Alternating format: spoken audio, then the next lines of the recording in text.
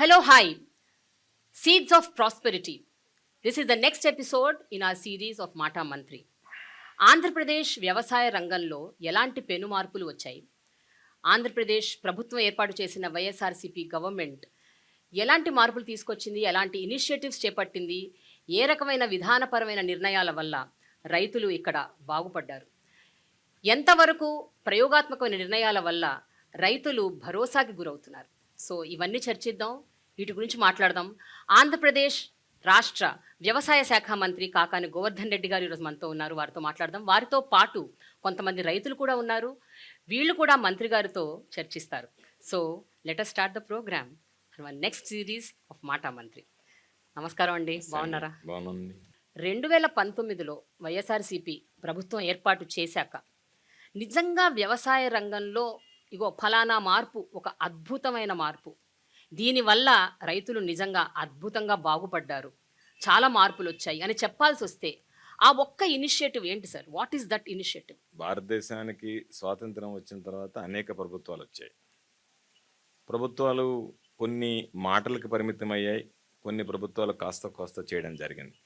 అయితే రైతు అనేటువంటి వాడు తన సమస్యల గురించి చర్చించుకోవడానికి కానీ, తనకేదన్నా సందేహాలు నివృత్తి చేసుకునేదానికి కానీ రచ్చబండల మీదనో మరెక్కడనో కూర్చొని మాట్లాడడం తప్ప, రైతు అనేవాడు నేను ఎక్కడికి వెళ్ళాలనేటువంటిది సందిగ్ధావస్థలో ఉన్నటువంటి నేపథ్యంలో జగన్మోహన్ రెడ్డి గారు ముఖ్యమంత్రి అయిన తర్వాత ప్రతి గ్రామ సచివాలయ పరిధిలో ఒక రైతు భరోసా కేంద్రాన్ని ఏర్పాటు చేయడం జరిగింది.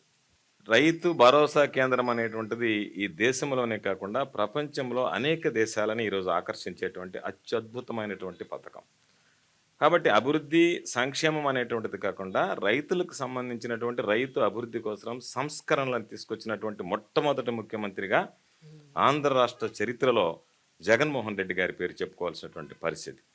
ఈరోజు రైతు భరోసా కేంద్రాల ద్వారా రైతుల ఇంటి ముంగిటికే అనేక రకాలైనటువంటి సేవలు, టెస్టెడ్ లేబుల్డ్ సీడ్స్, ఫర్టిలైజర్స్. ఈరోజు రైతులు వెళ్ళి దుకాణాలకు వెళ్ళి, రైతుల్లో గతంలో ఏ విధంగా ఉండేదంటే రైతు ఎరువులు కొనుక్కోవాలి అంటే అనేక రకాలైనటువంటి నియమ నిబంధనలు ఉన్నాయి. వ్యాపారస్తుల దగ్గరికి వెళ్ళాలి, ట్రేడర్స్ దగ్గరికి వెళ్ళిన వెంటనే వాళ్ళు మా దగ్గర కాంప్లెక్స్ ఎరువులు కొనుక్కుంటేనే మేము యూరియా బస్తా ఇస్తామంటారు, లేదంటే యూరియా బస్తా అధిక ధరకు అమ్ముతారు. రైతులకు గత్యంతరం లేదు, వేరే మార్గం లేదు. ఈరోజు రైతు నేరుగా రైతు భరోసా కేంద్రానికి వెళ్ళి తనకి ఏమి సీడ్ కావాలనో ఆర్డర్ చేసుకుంటున్నాడు, తనకి ఏమి ఎరువు కావాలనో ఆర్డర్ చేసుకుంటున్నాడు, తనకు సంబంధించినటువంటి సందేహాలు ఉంటే అక్కడ నమోదు చేస్తున్నాడు. దానికి సంబంధించి ఆర్బీకే ఛానల్ ద్వారా ఈరోజు ఎప్పటికప్పుడు రైతులకు సంబంధించినటువంటి ఆ సందేహాలని నిష్ణాతులైనటువంటి శాస్త్రవేత్తల ద్వారా నివృత్తి చేస్తున్నాం. రైతు భరోసా మాసపత్రిక ఉంది. రైతులకు సంబంధించినటువంటి ప్రతి విషయంలో అండదండలు అందించడానికి ఒక గ్రామ పరిధిలో రైతు భరోసా కేంద్రం అనేటువంటిది బహుశా ఈరోజు మనం ఆచరిస్తున్నటువంటిది భవిష్యత్తులో ఈ దేశం కూడా అనుసరించేటువంటి పరిస్థితి ఉంటుంది. ఈ దేశాన్నే కాకుండా ప్రపంచ దేశాలను ఆకర్షించినటువంటి అద్భుతమైనటువంటి కార్యక్రమం మొట్టమొదటిగా మనం చెప్పుకోవాల్సినటువంటిది రైతు భరోసా కేంద్రాల స్థాపన అనేటువంటిది స్పష్టంగా ఈరోజు మనం మాట్లాడుకోవచ్చు. ఓకే, రైతు భరోసా కేంద్రాలు అసలు ఏర్పాటు చేయాలి అన్న ఒక థాట్ ఎలా వచ్చింది సార్? అంటే ఆ initiative is important, it is a need of the hour అని ఎందుకు అనిపించింది అసలు? రైతుల యొక్క సమస్యల్ని విభిన్నమైనటువంటి కోణాల్లో వాస్తవ దృక్పథంతో చూడగలిగాడు కాబట్టే జగన్మోహన్ రెడ్డి గారు రైతు అనేటువంటి వాడికి సమాధానం చెప్పడానికి ఒక కార్యాలయం లేదు, రైతులు వెళ్ళి సందేహాలు నివృత్తి చేసుకోవడానికి ఎక్కడికి వెళ్ళాలి. కాబట్టి దాదాపుగా మనం అనేక సందర్భాల్లో చెప్తాం, రైతు దేశానికి వెన్నెముక, రైతు 70% వరకు రైతులు ఉన్నారు, రైతు కూలీలు ఉన్నారు, రైతులు వ్యవసాయం మీద ఆధారపడి బ్రతుకుతున్నారని. అటువంటి వ్యక్తులకు సంబంధించి వాళ్ళకు ఉన్నటువంటి సమస్యల పరిష్కరణకి ఏదైనా ఒక కార్యాలయం ఉండాలని ఒక సచివాలయ వ్యవస్థ తీసుకురావడంలోనే ఆయన విద్య, వైద్యం, వ్యవసాయం ఈ మూడు కేంద్ర బిందువులుగా ఆయన ఏర్పాటు చేసుకుని ప్రజలకు సంబంధించినటువంటి దాంట్లో రైతాంగానికి సంబంధించి ఎక్కడ సమస్యలు ఉండకూడదు అనేటువంటితో ఈరోజు రైతు భరోసా కేంద్రాలకు వెళ్తే ఆశ్చర్యం, సాధారణంగా ఉండేటువంటి రైతు నేరుగా కియోస్కో దగ్గరికి వెళ్ళి ఎవరిని అడగాల్సినటువంటి అవసరం లేకుండా తనకు కావాల్సినటువంటి ఫర్టిలైజర్ బుక్ చేసుకుంటాడు, ఫోన్పే చేస్తాడు, వెళ్ళిపోతాడు. వారం రోజుల లోపలనే ఆ రైతుకు సంబంధించినటువంటి ఆ ఎరువులు కానీ ఏదైనా సరే రైతు భరోసా కేంద్రాలకు దిగుమతి చేసుకుని ఇంటి ముంగిటే వాళ్ళు బయటకు వెళ్లాల్సినటువంటి పనే లేకుండా, గ్రామం గడప దాటి వెళ్లాల్సినటువంటి అవసరమే లేకుండా ఈరోజు అన్ని రకాలైనటువంటి సేవలు రైతు భరోసా కేంద్రాల ద్వారా అందించడం అనేటువంటి ఒక అద్భుతమైనటువంటి పథకం.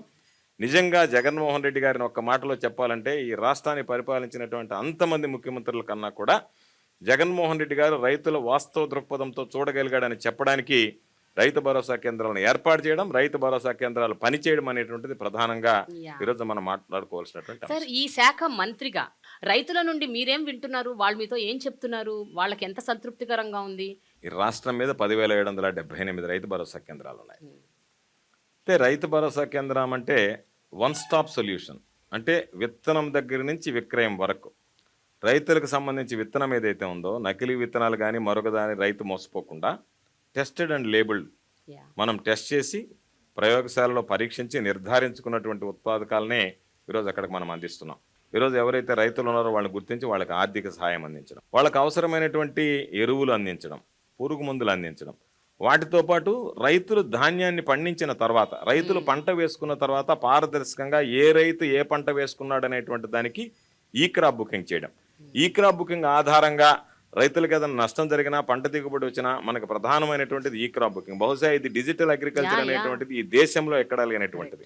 కాబట్టి ఈ క్రాప్ బుకింగ్ అయిపోయిన తర్వాత రైతు ఏ పంట వేశాడు, ఆ పంట ఏదైనా సరే ప్రకృతి వైపరీత్యాల వల్ల ఏదైనా నష్టం జరిగితే దానికి సంబంధించినటువంటి ఇన్పుట్ సబ్సిడీ ఇవ్వాలన్నా, వీటన్నిటిని అధిగమించి రైతు పంట దిగుబడి వచ్చిన తర్వాత రైతు దాన్ని విక్రయించాలన్నా సరే రైతు భరోసా కేంద్రాల ద్వారా, ఇంతకుముందు అయితే ప్యాడీ పర్చేజింగ్ సెంటర్స్ అని పెట్టేవాళ్ళు, అవి అక్కడక్కడ పెట్టి వదిలేసేవాళ్ళు. రైతులకు పాపం అక్కడికి వెళ్తే ట్రిప్ షీట్స్ జనరేట్ అయ్యేటువంటివి కాదు, తీసుకువెళ్ళలేక ఇబ్బందులు పడేవాళ్ళు. పేరుకు మాత్రం ఎమ్మెల్యేలు ఎంపీలు వెళ్ళి రిబ్బన్లు కత్తిరించి ఆర్భాటంగా ప్రకటించి వెళ్ళడం తప్ప అవి ప్రయోగాత్మకంగా పనిచేయలేదు. ఈరోజు రైతుకి ఏదైనా సమస్య వస్తే ఆ రోజు ఎవరి దగ్గరికి వెళ్ళి అడగాలనో తెలియనటువంటి పరిస్థితి. ఈరోజు నేరుగా రైతు భరోసా కేంద్రాల దగ్గరికి వెళ్ళి నా ధాన్యం నేను ఈరోజు విక్రయించాలి, ఏ విధంగా విక్రయించాలని చెప్పి ధైర్యంగా అడిగి వాళ్ళ ద్వారా ఆ ధైర్యాన్ని విక్రయించుకునేటువంటి ఆ మానసిక ధైర్యం రైతుకు ప్రసాదించినటువంటి ప్రభుత్వం. కాబట్టి తప్పనిసరిగా రైతు భరోసా కేంద్రాల్లో విత్తనం నుంచి విక్రయం వరకు అనేక రకాలైనటువంటి సేవలను ఈరోజు మనం అందజేస్తున్నాం. గ్లోబల్ వార్మింగ్, క్లైమేట్ చేంజ్, ఈ ప్రకృతి వైపరీత్యాలు, వాతావరణంలో పెను మార్పులు, అసలు వర్షాలు ఎప్పుడు పడతాయి ఎప్పుడు పడవు తెలియని ఒక పరిస్థితులు, ఈ మీ హయాంలోనే 2 సైక్లోన్లు వచ్చాయి. అంటే ఇలాంటి ఒక అనిశ్చితిగా ఉన్న పరిస్థితుల మధ్య ఈ నేపథ్యంలో మీరు రైతు భరోసా కేంద్రాలు పెట్టినప్పటికీ కూడా ఎంతవరకు అవి నిజంగా ఫలితాలను ఇస్తాయండి? అంటే when you don't know what is happening next minute. రైతులు మోస పద్ధతిలోనే ఉండకూడదు, రైతులకు సంబంధించి అన్ని విషయాల మీద అవగాహన కల్పించాలనేటువంటి లక్ష్యంతో ఈరోజు క్లైమేట్ స్మార్ట్ అగ్రికల్చర్, అదేవిధంగా క్లైమేట్ రెసిలియంట్ టెక్నాలజీస్ ఇది తీసుకొచ్చి దీని ద్వారా ఉన్నటువంటి వాతావరణ పరిస్థితులకి అనుగుణంగా తట్టుకుని నిలబడగలిగేటువంటి వంగడాలను తయారు చేస్తున్నాం. ఈరోజు ఆచార్య ఇంజనీరింగ్ అగ్రికల్చర్ యూనివర్సిటీ ద్వారా చీడపీడలకు కానీ ఏదైనా ప్రకృతి వైపరీత్యాలకు కానీ వీలైనంత వరకు తట్టుకుని నిలబడగలిగేటువంటి వాటిని తయారు చేస్తున్నాం. అదేవిధంగా వాళ్ళకి సంబంధించినటువంటి టెక్నాలజీ, భూసారం ఇవన్నిటి మీద కూడా దృష్టి పెడుతున్నాం. వీటన్నిటితో పాటు టెక్నాలజీ అందించి రైతులకి ఎక్కడన్నా ఏదన్నా ఇబ్బంది జరిగితే ముందు తీసుకోవాల్సినటువంటి జాగ్రత్తలు, రైతులకు సంబంధించి ఈ భూమిలో ఎటువంటి మనం పంటలు వేస్తే ఆ పంటలు అన్నిటికీ తట్టుకొని నిలబడగలుగుతాయి అనేటువంటిది. అంటే 2 ఒకసారి కరువు వర్షాభావ పరిస్థితులు రావచ్చు, వరదలు రావచ్చు. వర్షాభావ పరిస్థితులు వచ్చినా వరదలు వచ్చినా భూమి సారవంతాన్ని బట్టి ఎటువంటివి తట్టుకోగలమనేటువంటి దాని మీద. అదేవిధంగా ఈరోజు మనం తీసుకొచ్చినటువంటి ఒక గొప్ప కాన్సెప్ట్, 1,00,000 మంది రైతులతో గ్రామ స్థాయి నుంచి రాష్ట్ర స్థాయి వరకు అగ్రికల్చరల్ అడ్వైజరీ కమిటీస్ని ఏర్పాటు చేశాం. దాని ద్వారా వాళ్ళ గ్రామాలకు సంబంధించి ఏమి పంటలు పండించుకోవచ్చు, ఏ విధంగా చేసుకోవచ్చు అనేటువంటి దాని మీద అవగాహన కల్పించాం. ఇది ఒక పార్ట్. సెకండ్ పార్ట్కి వచ్చేటప్పటికి మనం ఒకవేళ ఏదైనా ప్రకృతి వైపరీత్యాల వల్ల నష్టపోతే ఆ రైతులను ఆదుకోవాలనేటువంటి ఉద్దేశంతో ముఖ్యమంత్రి గారు వెంటనే రైతు భరోసా కేంద్రాలకు ఒకవేళ నారు మళ్ళు దెబ్బతింటే 80% సబ్సిడీతో విత్తనాలు సరఫరా చేస్తున్నాం. ఒకవేళ ఏదైనా రైతుల పంట నష్టపోతే ఏదైతే ఇన్పుట్ సబ్సిడీ ఉందో, గత ప్రభుత్వాల్లో చూస్తే వేలాది కోట్ల రూపాయలు బకాయిలు పెట్టారు రైతులకు సంబంధించి. బకాయిలు చెల్లించకుండానే ప్రభుత్వాలు దిగిపోయినటువంటి నేపథ్యం ఉంది. ఈరోజు ఆ విధంగా కాకుండా ఆ సీజన్ ముగిసే లోపల, ఖరీఫ్లో ఏదైనా కనుక ప్రకృతి వైపరీత్యాలు ఏర్పడితే ఖరీఫ్ సీజన్ ముగిసే లోపల, రబీలో ఏదైనా ప్రకృతి వైపరీత్యం ఏర్పడితే రబీ సీజన్ ముగిసే లోపల ముఖ్యమంత్రి గారు తీసుకున్నటువంటి నిర్ణయం ఆ ఆర్థిక సంవత్సరంలో కదా ఆ సీజన్ ముగిసే లోపలనే రైతులకు జరిగినటువంటి నష్టపరిహారాన్ని వాళ్ళకి జమ చేసేటువంటి విధంగా వాళ్ళ ఖాతాలో ఆ నష్టపరిహారాన్ని పంపిణీ చేసేటువంటి విధంగా చర్యలు చేపట్టాం. ప్రకృతి వైపరీత్యాన్ని మనం ఆపలేం, కానీ ప్రకృతి వైపరీత్యాలు సంభవించినప్పుడు ఏ విధంగా మనం స్పందించగలిగాం, వాటిని నివారించడానికి రైతులు నష్టపోకుండా ఎటువంటి చర్యలు తీసుకోగలుగుతున్నాం అనేటువంటి దాని మీద దృష్టి పెట్టాం. తప్పనిసరిగా రాబోయేటువంటి రోజుల్లో వాటన్నిటిని అధిగమించేటువంటి విధంగా కూడా చర్యలు తీసుకోవడం జరుగుతుంది. జీరో బడ్జెట్ న్యాచురల్ ఫార్మింగ్ అన్న ఒక ప్రక్రియని గత ప్రభుత్వం తీసుకొచ్చింది. అంటే వాళ్ళే ఫస్ట్ ఇనిషియేట్ చేశారు అన్నది విన్నాం. అయితే మీ ప్రభుత్వం వచ్చాక దాన్ని పూర్తిగా ఇగ్నోర్ చేసింది, నెగ్లెక్ట్ చేసిందని ఒక ఆరోపణ ఉంది. Zero budget natural farming is not cup of tea of YSRCP government అన్న ఒక పెద్ద ఆరోపణని మీరు ఏ రకంగా దానికి రెస్పాండ్ అవుతారండి? Is it really true? Zero budget natural farming అనేటువంటిది గత ప్రభుత్వంలో ఏర్పాటు చేసిన దాని మీద అది ప్రారంభ దశలోనే ఉన్నటువంటి నేపథ్యం తప్ప దాంట్లో పురోగతి పెద్దగా మనం చూడలేదు. 2019లో జగన్మోహన్ రెడ్డి గారు ముఖ్యమంత్రి అయిన తర్వాత వ్యవసాయం అనుబంధ రంగాల మీద ఏ విధంగా అయితే దృష్టి పెట్టాడో ఈరోజు మనం దాన్ని కమ్యూనిటీ న్యాచురల్ ఫార్మింగ్ అని పిలుస్తున్నాం. అంతకుముందు జీరో బేస్డ్ న్యాచురల్ ఫార్మింగ్ అంటారు. దాదాపుగా 14 రాష్ట్రాలకి ఈరోజు ఆంధ్ర రాష్ట్రం దాని మీద అవగాహన కల్పిస్తుంది. ఏ విధంగా చేయాలని మనకున్నటువంటి 29 రాష్ట్రాల్లో 14 రాష్ట్రాలు మన అధికారుల్ని మన యంత్రాంగాన్ని పిలిచి మీరు మాకు అవగాహన కల్పించండి అని చెప్పి అడిగేటువంటి పరిస్థితి. ఈ ప్రపంచంలో 42 దేశాలు మరి అంటే ఇలాంటి ఒక పరిస్థితి ఉన్నప్పుడు ఇంత పెద్ద ఆరోపణ ఎందుకు వచ్చింది సార్? అంటే అది అంటే ఒక బిలీవబుల్ ఆరోపణ లాగుంది అది. అంటే మనము ఉన్నటువంటిది ఏమిటంటే జగన్మోహన్ రెడ్డి గారి దగ్గర ప్రచారం తక్కువ, పనితనం ఎక్కువ. కాబట్టి మనం ప్రతి విషయాన్ని ప్రచారం చేయడమో దాన్ని ప్రచారంలోకి ఉధృతంగా తీసుకువెళ్ళాలనేటువంటి ఆలోచన లేదు. వాస్తవానికి ఎవరైతే లబ్ధిదారులు ఉన్నారో వాళ్ళకి లబ్ధి చేకూరిస్తే చాలు, ఈ సమాజానికి మొత్తం వీళ్ళకి లబ్ధి చేకూర్చామని తెలియజెప్పాల్సినటువంటి అవసరం లేదనేటువంటిది ఏదైతే ఉందో ఆయన దృక్పథం. అందులో భాగంగా మనం పబ్లిసైజ్ చేసుకోకపోవచ్చు, కానీ వాస్తవానికి చూస్తే ఈరోజు 42 దేశాలు సంబంధించినటువంటి ప్రతినిధులు మన కమ్యూనిటీ బేస్డ్ నేచురల్ ఫార్మింగ్కి సంబంధించి బ్రహ్మాండంగా ఈరోజు వచ్చాయి. ఈరోజు గర్వంగా చెప్పాల్సినటువంటి అంశం ఏమిటంటే చాలామంది జర్మన్కి సంబంధించినటువంటి కంపెనీస్ కానీ కేఎఫ్డబ్ల్యూ లాంటి సంస్థలు కానీ వీళ్ళందరూ ముందుకొచ్చి ఈరోజు మనకు కొంత రుణ సదుపాయం కల్పిస్తున్నారు, కొంతమంది గ్రాంట్ రూపంలో ఈరోజు మనకి ఇస్తున్నారు. దానికి సంబంధించి వాళ్ళు ఎవరొచ్చినా సరే మేము ఆంధ్ర రాష్ట్రానికి సంబంధించినటువంటి ఏదైతే ఈ ప్రకృతి వ్యవసాయం మీద ఆంధ్ర రాష్ట్రం దృష్టి పెడుతుందో దాన్ని మా దేశాల్లో కూడా విస్తరింపదేశం, మా దేశాల్లో కూడా ప్రారంభిస్తామని చెప్పి వాళ్ళు ఉత్సాహం చూపించడం, ఈరోజు వాళ్ళందరూ రావడం, ఎక్కడ లేనటువంటి విధంగా ఈరోజు మనం పులివెందుల్లో ఇడుపులపాయలో ఫార్మర్ సైంటిస్ట్ అనేటువంటి ఒక కార్యక్రమం ఏర్పాటు చేసాం. రైతే శాస్త్రవేత్త అని నమ్మినటువంటి ప్రభుత్వం కాబట్టి వాళ్ళకి కమ్యూనిటీ బేస్డ్ న్యాచురల్ ప్రోగ్రామ్ మీద ఒక కోర్స్ పెట్టాం. దాని ప్రకారం ట్రైనర్స్ వెళ్ళడం, చెప్పడం, ఈరోజు ఎక్కడన్నా వెళ్తే అన్ని వైపరీత్యాలకు తట్టుకొని నిలబడేటువంటి విధంగా ఈరోజు విస్తరించాం. దాదాపుగా 3600 రైతు భరోసా కేంద్రాల పరిధిలో ఈరోజు మన కమ్యూనిటీ న్యాచురల్ ఫార్మింగ్ కింద ప్రకృతి వ్యవసాయం చేసేటువంటి రైతులు ఉన్నారు. ఈరోజు వాళ్ళంతటా వాళ్ళకి జరిగేటువంటి అవగాహన ప్రకారం అది విస్తరిస్తుంది. రాష్ట్ర ప్రభుత్వం అన్ని విధాలా చేయూతనిస్తుంది. అందువల్ల ఈరోజు వ్యాప్తి చెందినట్టుగా, వృద్ధి చెందినట్టుగా ప్రపంచానికే ఈ కమ్యూనిటీ బేస్డ్ న్యాచురల్ ప్రోగ్రాంలో ఆంధ్ర రాష్ట్రం ఆదర్శంగా నిలిచేటువంటి పరిస్థితి. ఎప్పుడు ఏ సందర్భంలో ఎక్కడ కూడా కనీసం మీరు ఒక వ్యవసాయ శాఖ మంత్రిగా కూడా ఎందుకు ఎప్పుడు ఈ విషయాన్ని ప్రస్ఫుటంగా ఏ స్టేజ్ మీద కూడా చెప్పలేదు? మనం ఎప్పుడైతే ఏపీసీఎన్ఎఫ్ని ఉధృతం చేసామో కొంతమంది చెప్పారు ఇది మరో శ్రీలంకలాగా తయారు చేయడానికి వీళ్ళు ప్రయత్నం చేస్తున్నారు ఆంధ్ర రాష్ట్రాన్ని. అంటే ఏ విధంగా ఉంది అంటే మనం ఏపీసీఎన్ఎఫ్ మీద ప్రకృతి వ్యవసాయం మీద దృష్టి పెడితే ఏమో వీళ్ళు మరో శ్రీలంక చేస్తారా అంటారు. దాన్ని మనము ఏ విధంగా చేస్తున్నా దీన్ని మీరు పట్టించుకోలేదు అని అంటారు. పట్టించుకుంటే దానికంటే విపరీతమైనటువంటి ధోరణి, విపరీతమైనటువంటి అర్థాలు, దానికి ఏదో ఒక విధంగా వక్ర భాష్యం చెప్పడం అనేటువంటివి ఈరోజు దానిలో భాగంగా చేసేటువంటి విమర్శలు తప్ప ఇది వాస్తవానికి సత్యదూరమైనటువంటి విమర్శలను స్పష్టంగా చెప్పగలిగేటువంటి అంశం ఈరోజు ఆంధ్ర రాష్ట్రం చేపడుతున్నటువంటి ప్రకృతి వ్యవసాయానికి సంబంధించినటువంటి అంశం. ఓకే, రైతు సంఘాలు, రైతు ఉద్యమాలు ఇవన్నీ మనం చాలా చూసాం. అంటే అసలు మన బేసిసే ఈ ఉద్యమాలు అన్నవే అసలు రైతుల నుంచి వచ్చాయని అంటారు, రకరకాల ఉద్యమాలు. అలాంటివి ఈ మధ్యకాలంలో కూడా రీసెంట్గా ఫార్మ్ లాస్ మీద వచ్చిన ఉద్యమాలను, చట్టాలను కూడా వ్యతిరేకిస్తూ ఉద్యమం అసలు ఎక్కడి దాకా చేశారండి. దేశవ్యాప్తంగా ఉద్యమం చేసి దాన్ని మొత్తానికి సాధించారు. రైతులు సాధించని దాన్ని ఏం లేదు, వాళ్ళు ఉద్యమానికి కూర్చున్నారంటే వాళ్ళు ఏదైనా చేస్తారు అని అంటారు. కానీ చాలా ప్రాంతాల్లో ఈవెన్ ఇంక్లూడింగ్ ఆంధ్రప్రదేశ్ రాష్ట్రం అలా చాలా రాష్ట్రాల్లో ఇప్పటికీ కూడా ఈ రోజుల్లో ఒక కుల ప్రాతిపదికన, ఒక క్యాస్ట్ బేసిస్ మీద రైతులని విభజించి పాలించు టైప్లో నడుస్తోంది అన్నది ఒక పెద్ద అలిగేషన్ ఉంది sir. Which ever is the government, మీరు దాన్ని ఏ రకంగా స్వీకరిస్తారంటే దాన్ని ఒప్పుకుంటారా, ఒప్పుకోరా, ఏమంటారు? లేదు లేదు, ఎందుకంటే ఆంధ్ర రాష్ట్రం దగ్గరికి వచ్చేటప్పటికి ధనిక రైతులను వదిలేస్తే, అంటే ల్యాండ్ లార్డ్స్ బాగా సమృద్ధిగా ఉన్నటువంటి వాళ్ళని వదిలేస్తే, మధ్య చిన్న తరగతి రైతులకు సంబంధించి స్మాల్ అండ్ మార్జినల్ ఫార్మర్స్ విషయంలో ఒకే విధమైనటువంటి దృష్టి పెట్టి వాళ్ళందరికీ కూడా ఏదో ప్రభుత్వం ద్వారా అందించేటువంటివి irrespective of the caste, irrespective of the community మనం అందజేస్తున్నాం. కాకపోతే ఈరోజు ముఖ్యమంత్రి గారు చేస్తున్నటువంటి కార్యక్రమాలు ఏవి కూడా రైతులకు సంబంధించి అనేక ప్రభుత్వాలను చూసాం. ఒక ముఖ్యమంత్రి అనేటువంటి వాడు ఎలా ఉండాలి అంటే రైతులకు ఉన్నటువంటి సమస్య, ఆ సమస్యకు పరిష్కారం. అంతే తప్ప రైతులకు సంబంధించి గత ప్రభుత్వాలు ఇవి చేశాయి కదా, మోస పద్ధతిలో మనం అదే చేద్దాం అనేటువంటిది కాదు. చాలా మంది రుణమాఫీ చేశారు. ముఖ్యమంత్రి గారు స్పష్టంగా చెప్పాడు, మనం అధికారంలోకి వస్తే రైతు భరోసా కింద అందరికీ ఏదైతే ఉన్నారో మామూలుగా చిన్న మధ్యతరగతి కుటుంబాల రైతులకు సంబంధించి ఉన్నారో వాళ్ళందరికీ కూడా మనం దాదాపుగా ఒక 12,500 4 విడతల్లో 50,000 ఇస్తా ఉన్నాం. అధికారంలోకి వచ్చాం. చెప్పినటువంటి వాగ్దానాలని విస్మరించినటువంటి ముఖ్యమంత్రుల్ని చూసాం. చెప్పిన దానికన్నా మిన్నగా ఇస్తున్నటువంటి ముఖ్యమంత్రిని జగన్మోహన్ రెడ్డి గారి రూపంలో చూస్తున్నాం. అడగండి రైతులను ఎంతమంది 12,500 4 విడతల్లో 50,000 ఇస్తానని చెప్పాడు.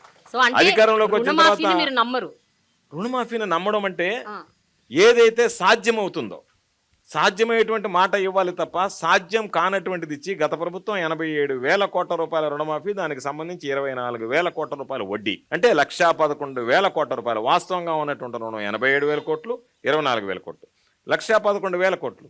ముఖ్యమంత్రి జగన్మోహన్ రెడ్డి గారు చాలా మంది రైతులకు తెలిసి ఉంటుంది. 2014 ఎన్నికల్లో పదే చెప్పాడు, ఇది కుదరదు, ఇది జరగదు, ఇది కష్టసాధ్యము అని. రైతులు నమ్మి ఆ రోజు తెలుగుదేశం ప్రభుత్వానికి ఓట్లు వేశారు. వచ్చిన తర్వాత మనం చూసాం 1,11,000 కోట్లు అయితే లాస్ట్కి 5 విడతలు అన్నారు, స్కేల్ ఆఫ్ ఫైనాన్స్ అన్నారు, 30,000 అన్నారు, విడతల తర్వాత చేసేసి కుటుంబానికి ఒకరికన్నారు, రకరకాలైన చెప్పి ఆ హామీని అమలు చేయకుండానే దిగిపోయినటువంటి నేపథ్యం. ఈరోజు మనం చెప్పాం, ఇస్తామని చెప్పాం. దాదాపుగా ఈరోజు 34,000 కోట్ల రూపాయలు రైతులకు సంబంధించినటువంటి రైతు భరోసా కింద అందించడం జరిగింది. కాబట్టి ఈ ప్రభుత్వానికి అన్ని విధాల అన్ని స్థాయిల్లో ఒక స్పష్టత ఉండే రైతాంగాన్ని గురించి, వ్యవసాయాన్ని గురించి.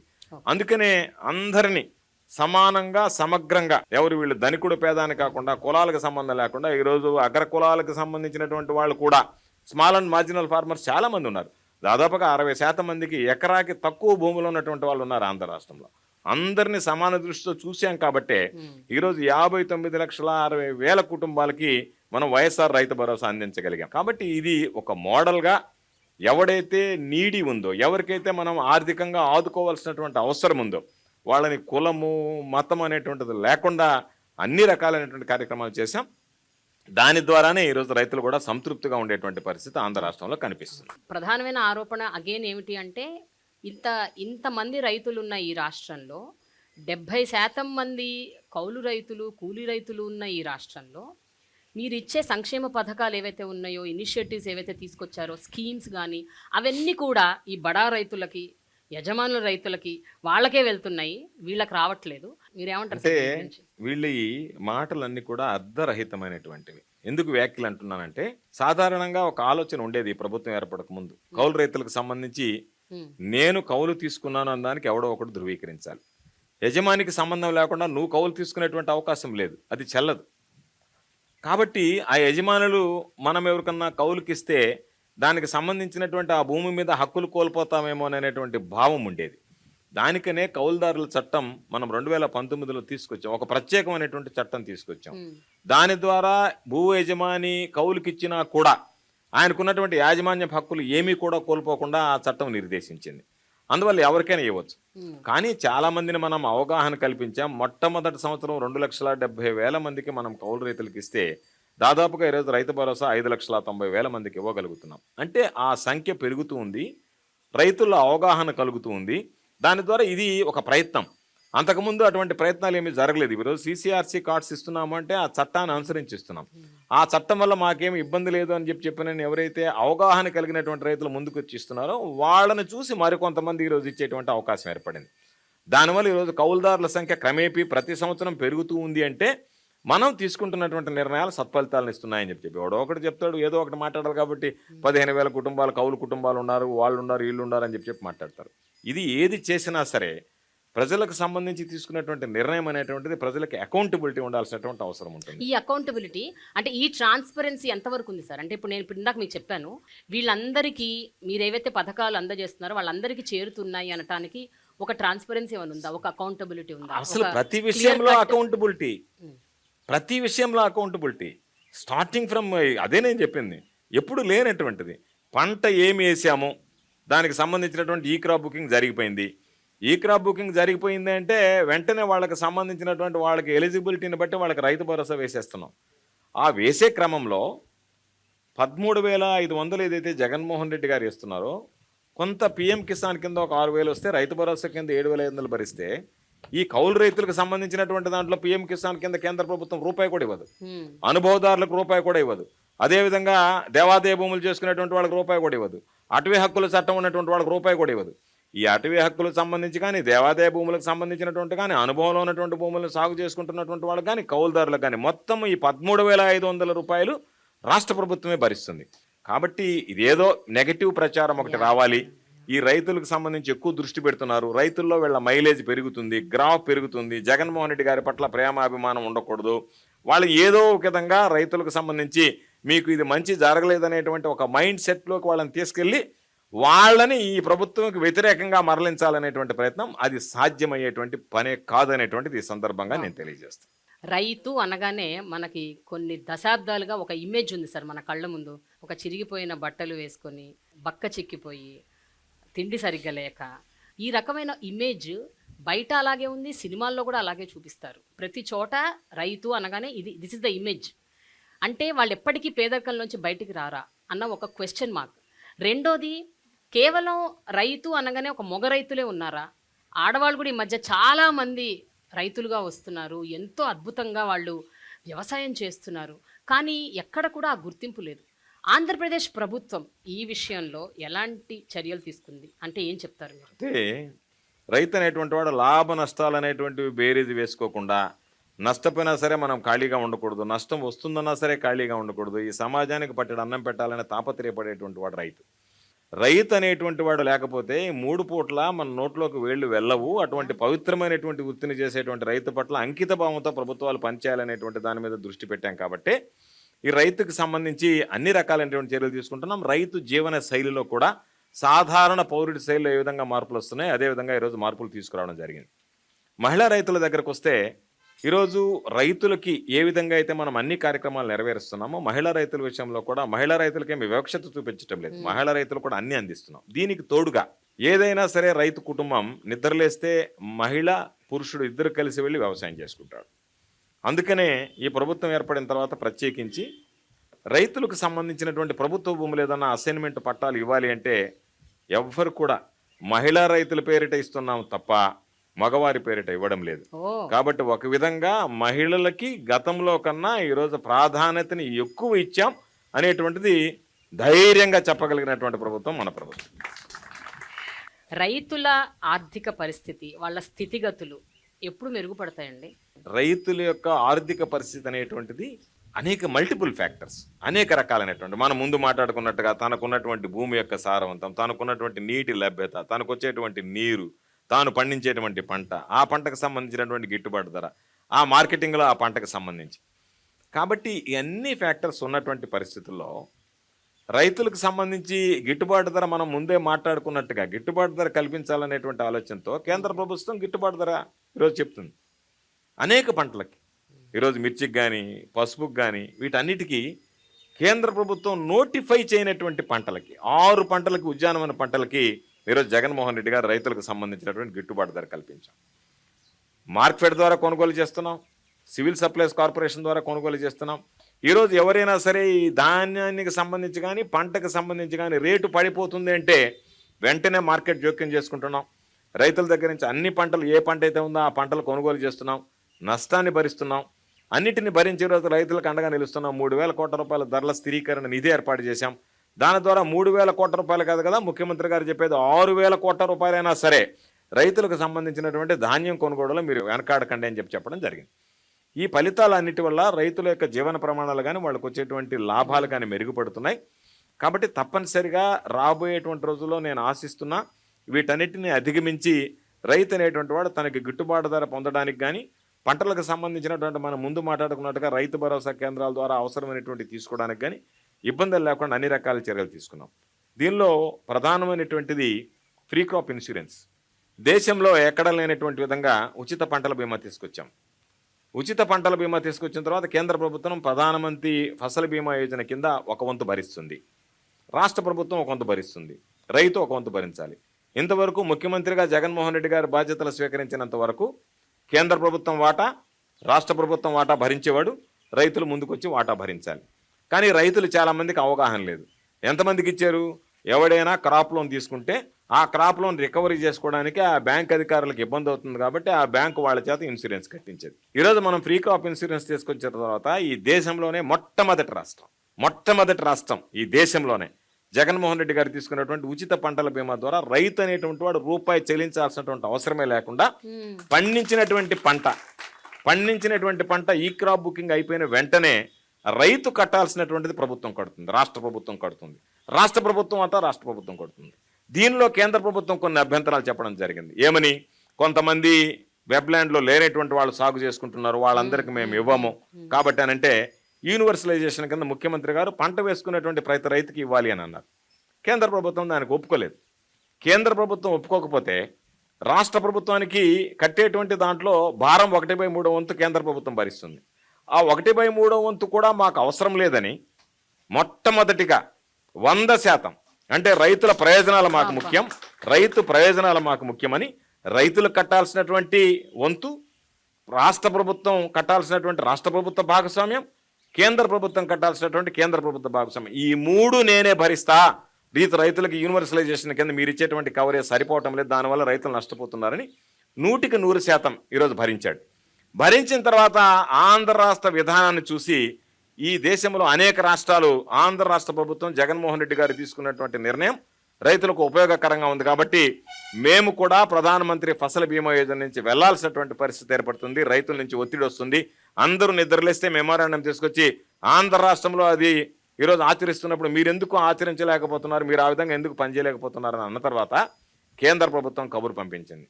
మేము మీ యూనివర్సలైజేషన్ ప్రకారం మీరు ఏదైతే కోరుకుంటున్నారో దానికి మేము సిద్ధంగా ఉన్నామని ముఖ్యమంత్రి గారితో నరేంద్ర సింగ్ తోమర్ గారు ఆ రోజు వ్యవసాయ శాఖ మంత్రిగా ఆయన చర్చలు జరిపి దానికి సంబంధించి మొత్తం ఈ దేశంలోనే రాష్ట్ర ముఖ్యమంత్రి గారు తీసుకున్నటువంటి నిర్ణయం దేశవ్యాప్తిగా మేము ఇంప్లిమెంట్ చేస్తామని కేంద్ర ప్రభుత్వం ఒప్పుకున్న తర్వాత మనం కోరినటువంటి విధంగా ప్రధానమంత్రి ఫసల్ బీమా యోజనలో మార్పులు చేర్పులు చేపట్టిన తర్వాత ఈరోజు దేశంలో ఉండేటువంటి ప్రతి రైతుకి జగన్మోహన్ రెడ్డి గారి రూపంలో ఈరోజు ఇన్సూరెన్స్కి సంబంధించినటువంటి భద్రత చేకూరింది.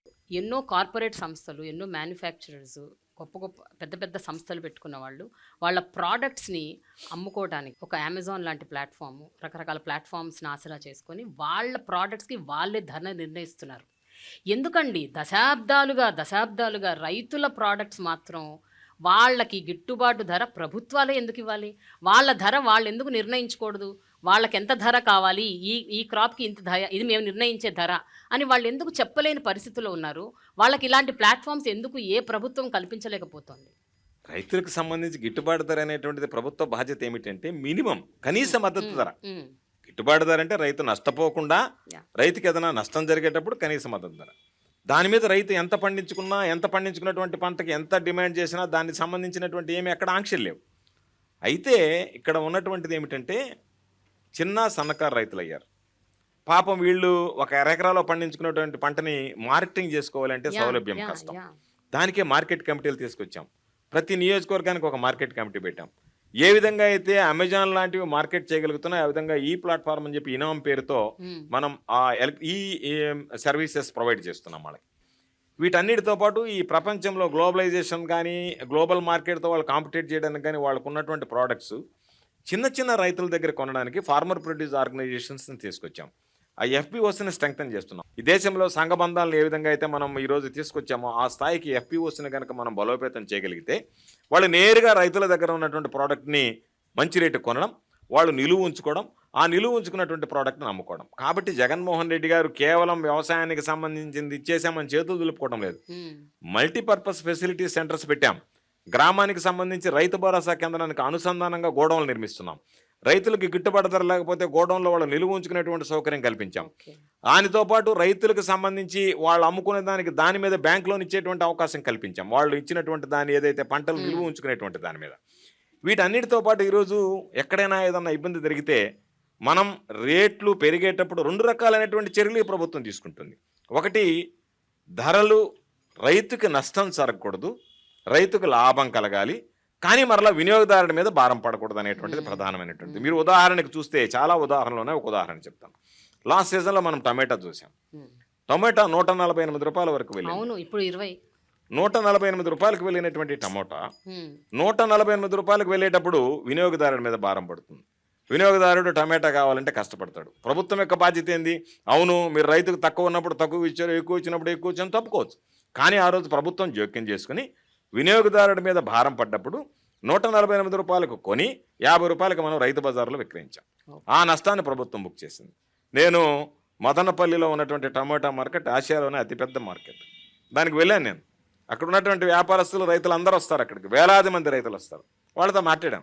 వాళ్ళు చెప్పినటువంటి మాట, ఇంతవరకు అనేక ప్రభుత్వాలు వచ్చాయి, టమాటా రేటు 50 దాటింది అంటే అందరు అధికారులు వచ్చేస్తారు, ప్రజాప్రతినిధులు వస్తారు, మా మీద ఒత్తిడి తెస్తారు. లేదు, మీరు ఇంతకు మించి అమ్మాలనేటువంటి మాట అంటారు. అమ్మకూడదు మీరు ఇంతకు మించి అని చెప్పి మా మీద బలవంతం చేస్తారు, ఒత్తిడి తెస్తారు.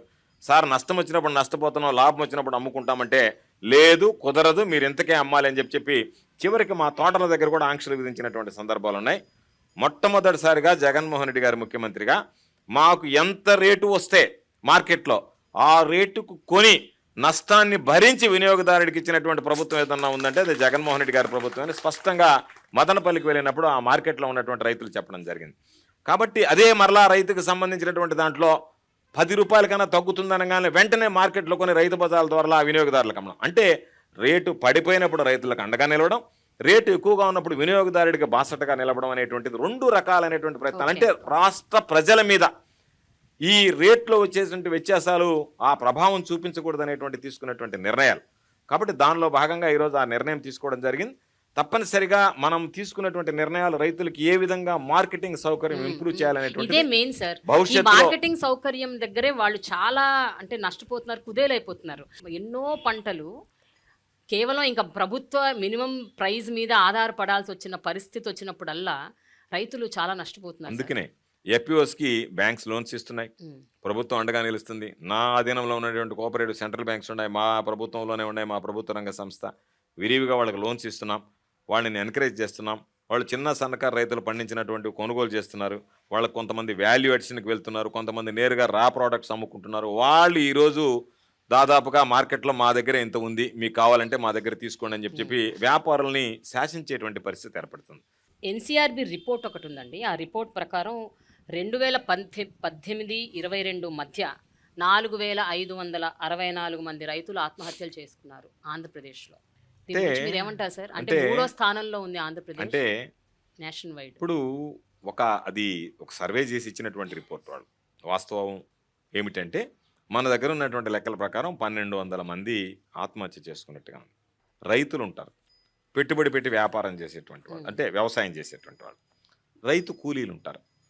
వీళ్ళు రైతు కూలీలు అనేటువంటి వాళ్ళకి వ్యవసాయం మీద వచ్చేటువంటి నష్టంతో వాళ్ళు ఏమీ ఆత్మహత్యలు చేసుకునేటువంటి అవకాశం ఉండదు. ఎందుకంటే వాళ్ళకి రావాల్సింది కూలీ, ఆ కూలీ ఏర్పాటు అయిపోతుంది. వాళ్ళు రైతులకు సంబంధించి దాదాపుగా 70% మంది వ్యవసాయం మీదనే ఆధారపడతారు. వ్యవసాయం చేసుకునేటువంటి రైతులు, రైతు కూలీలు. వీళ్ళ దీంట్లో సర్వేలో తేలింది ఏంటంటే ఆయన వృత్తి ఏంటి అంటే రైతు కూలీ. రైతు కూలీ అనేటువంటి దాన్ని కూడా ఆత్మహత్యల కింద వాళ్ళు నమోదు చేసుకోవడం జరిగింది. దానివల్ల ఆ సంఖ్య పెరిగింది. సాధారణంగా మనకి సమాజంలో జరిగేటువంటి ఆత్మహత్యల్లో రైతు అనేటువంటి వాడు కూడా ఒకడనేటువంటిది మరిచి రైతు కానీ రైతు కూలీ కానీ ఆత్మహత్య చేసుకున్నటువంటి వెంటనే వ్యవసాయ విధానాల వల్ల రైతు ఆత్మహత్య చేసుకున్నాడు అనేటువంటిది ఒకటి ప్రేరేపణ మొదలైంది. ఎందుకు జరుగుతాయి, ఎందుకు జరగాల్సినటువంటి అవసరం ఉంది? రైతు భరోసా ఇచ్చిన దానికి రైతు ఆత్మహత్య చేసుకుంటాడా? ఉచిత పంటల బీమా ఇచ్చిన దానికి రైతు ఆత్మహత్య చేసుకుంటాడా? అదే సీజన్లో ఇన్పుట్ సబ్సిడీ ఇచ్చిన దానికి రైతు ఆత్మహత్య చేసుకుంటాడా? ఆర్బీకేలు తీసుకొచ్చిన దానికి రైతు ఆత్మహత్య చేసుకుంటాడా? విత్తనం నుంచి విక్రయం వరకు ఈరోజు అన్ని రకాలైనటువంటి సౌకర్యాలు కల్పిస్తున్నందుకు రైతు ఆత్మహత్య చేసుకుంటాడా? దేనివల్ల రైతు ఆత్మహత్య చేసుకుంటాడు? కాకపోతే ఆ రైతు ఆత్మహత్యలు అనేటువంటి దాన్ని ఏదో ఇచ్చినటువంటి సర్వేని వక్రీకరించి ఏదో ఆంధ్ర రాష్ట్రంలో ఈరోజు 5 లక్షల నుంచి 7 లక్షలకు పెంచాం. వెంటనే వాటికి సంబంధించి ఎక్కడన్నా రైతు నిజంగా ఆత్మహత్య జరిగితే, రైతులకు నష్టం వస్తే వ్యవసాయంలో వాళ్ళకి సంబంధించి చర్యలు తీసుకుంటున్నాం. గత ప్రభుత్వంలో బకాయిలు పెట్టిపోయినటువంటివి కూడా మన ప్రభుత్వం వచ్చిన తర్వాత ఆ రైతులకు కూడా జగన్మోహన్ రెడ్డి గారు మంచి మనసుతో ఆ బకాయిలు 5 లక్షల రూపాయలు ఇవ్వాలంటే రైతులకు ఆ బకాయిలు పెట్టి వెళ్ళిపోతే దాదాపుగా 400 చిల్లర మంది, 473 మంది రైతులకి ఈ ప్రభుత్వం వచ్చిన తర్వాత జగన్మోహన్ రెడ్డి గారు మంచి మనసుతో ఆ కుటుంబాలకి కూడా 5 లక్షల రూపాయల నష్టపరిహారం, బకాయిలు కూడా నష్టపరిహారం అందించడం జరిగింది. యంగ్స్టర్స్ ఎస్పెషల్లీ యూత్ ఫార్మింగ్ వైపు ఎందుకు మొగ్గు చూపట్లేదు? ఇంకా ఫార్మింగ్ ఒక లూక్రేటివ్ కెరియర్ కాదు అని ఎందుకు అనుకుంటున్నారు? ఈ ఫార్మింగ్ వల్ల నష్టాలే తప్ప లాభాలు ఉండవు, వ్యవసాయం అన్నది అసలు ఒక పనికిరాని ఒక ప్రొఫెషన్ అని ఎందుకు అనుకుంటున్నారు? ఎందుకు యువత ఇందులోకి రావటానికి ఇంట్రెస్ట్ చూపించట్లేదు? అంటే అంటే ఫార్మర్స్ రైతుల పిల్లలు కూడా వ్యవసాయం చేయడానికి ఇష్టపడట్లేదు. వాళ్ళు కూడా వలసలు పోయి హైదరాబాద్ లాంటి నగరాలు, వేరే వేరే నగరాలు, బెంగళూరు, చెన్నై వెళ్తున్నారు, లేకపోతే అమెరికా వెళ్తున్నారు, చదువుకుంటున్నారు. బట్ వ్యవసాయం మాత్రం చేయట్లేదు. సాధారణంగా లైఫ్ స్టాండర్డ్స్, లివింగ్ స్టాండర్డ్స్ దగ్గరికి వచ్చేటప్పటికి మిగతా వాటి దగ్గరికి వెళ్తే ఎక్కువ ఉంటుంది చదువుకున్న తర్వాత అనేటువంటి దృష్టి పెట్టి దానికి ఆకర్షితులయ్యి దాని మీద వెళ్ళాలనేటువంటి ఆలోచన. కానీ వ్యవసాయాన్ని వదిలేయాలనేటువంటి సాంప్రదాయ రైతు కుటుంబాలు ఏదైతే ఉన్నాయో వాళ్ళు వదిలేస్తే ఈరోజు మనకి ఇంత పంట చేతికొచ్చేటువంటిది కాదు. కాబట్టి ఆ కుటుంబాలు మాత్రం సాంప్రదాయంగా కొనసాగుతున్నాయి. ఒక కుటుంబంలో ఇద్దరు ముగ్గురు అన్నదమ్ములు ఉన్నప్పుడు మాత్రం ఒక వ్యక్తి రైతు వ్యవసాయం మీద ఆధారపడుతున్నాడు, రైతుగా జీవిస్తున్నాడు. మిగతా వాళ్ళు ఇతర పట్ల ఆకర్షితులై పక్కకు వెళ్ళిపోతున్నారు. వీళ్ళే ఒకరుంటే సరిపోతుంది, నేను ఆజిమాయిషీ చేస్తున్నాను, ఎందుకంటే మనకు ఉన్నటువంటి కమతాలు కూడా చిన్న చిన్న ఎకరా ఉండేటువంటి కాబట్టి రైతు కుటుంబాలు ఆ సాంప్రదాయాన్ని వదిలి వెళ్ళిపోతున్నాయి అనేటువంటిది వాస్తవం కాదు.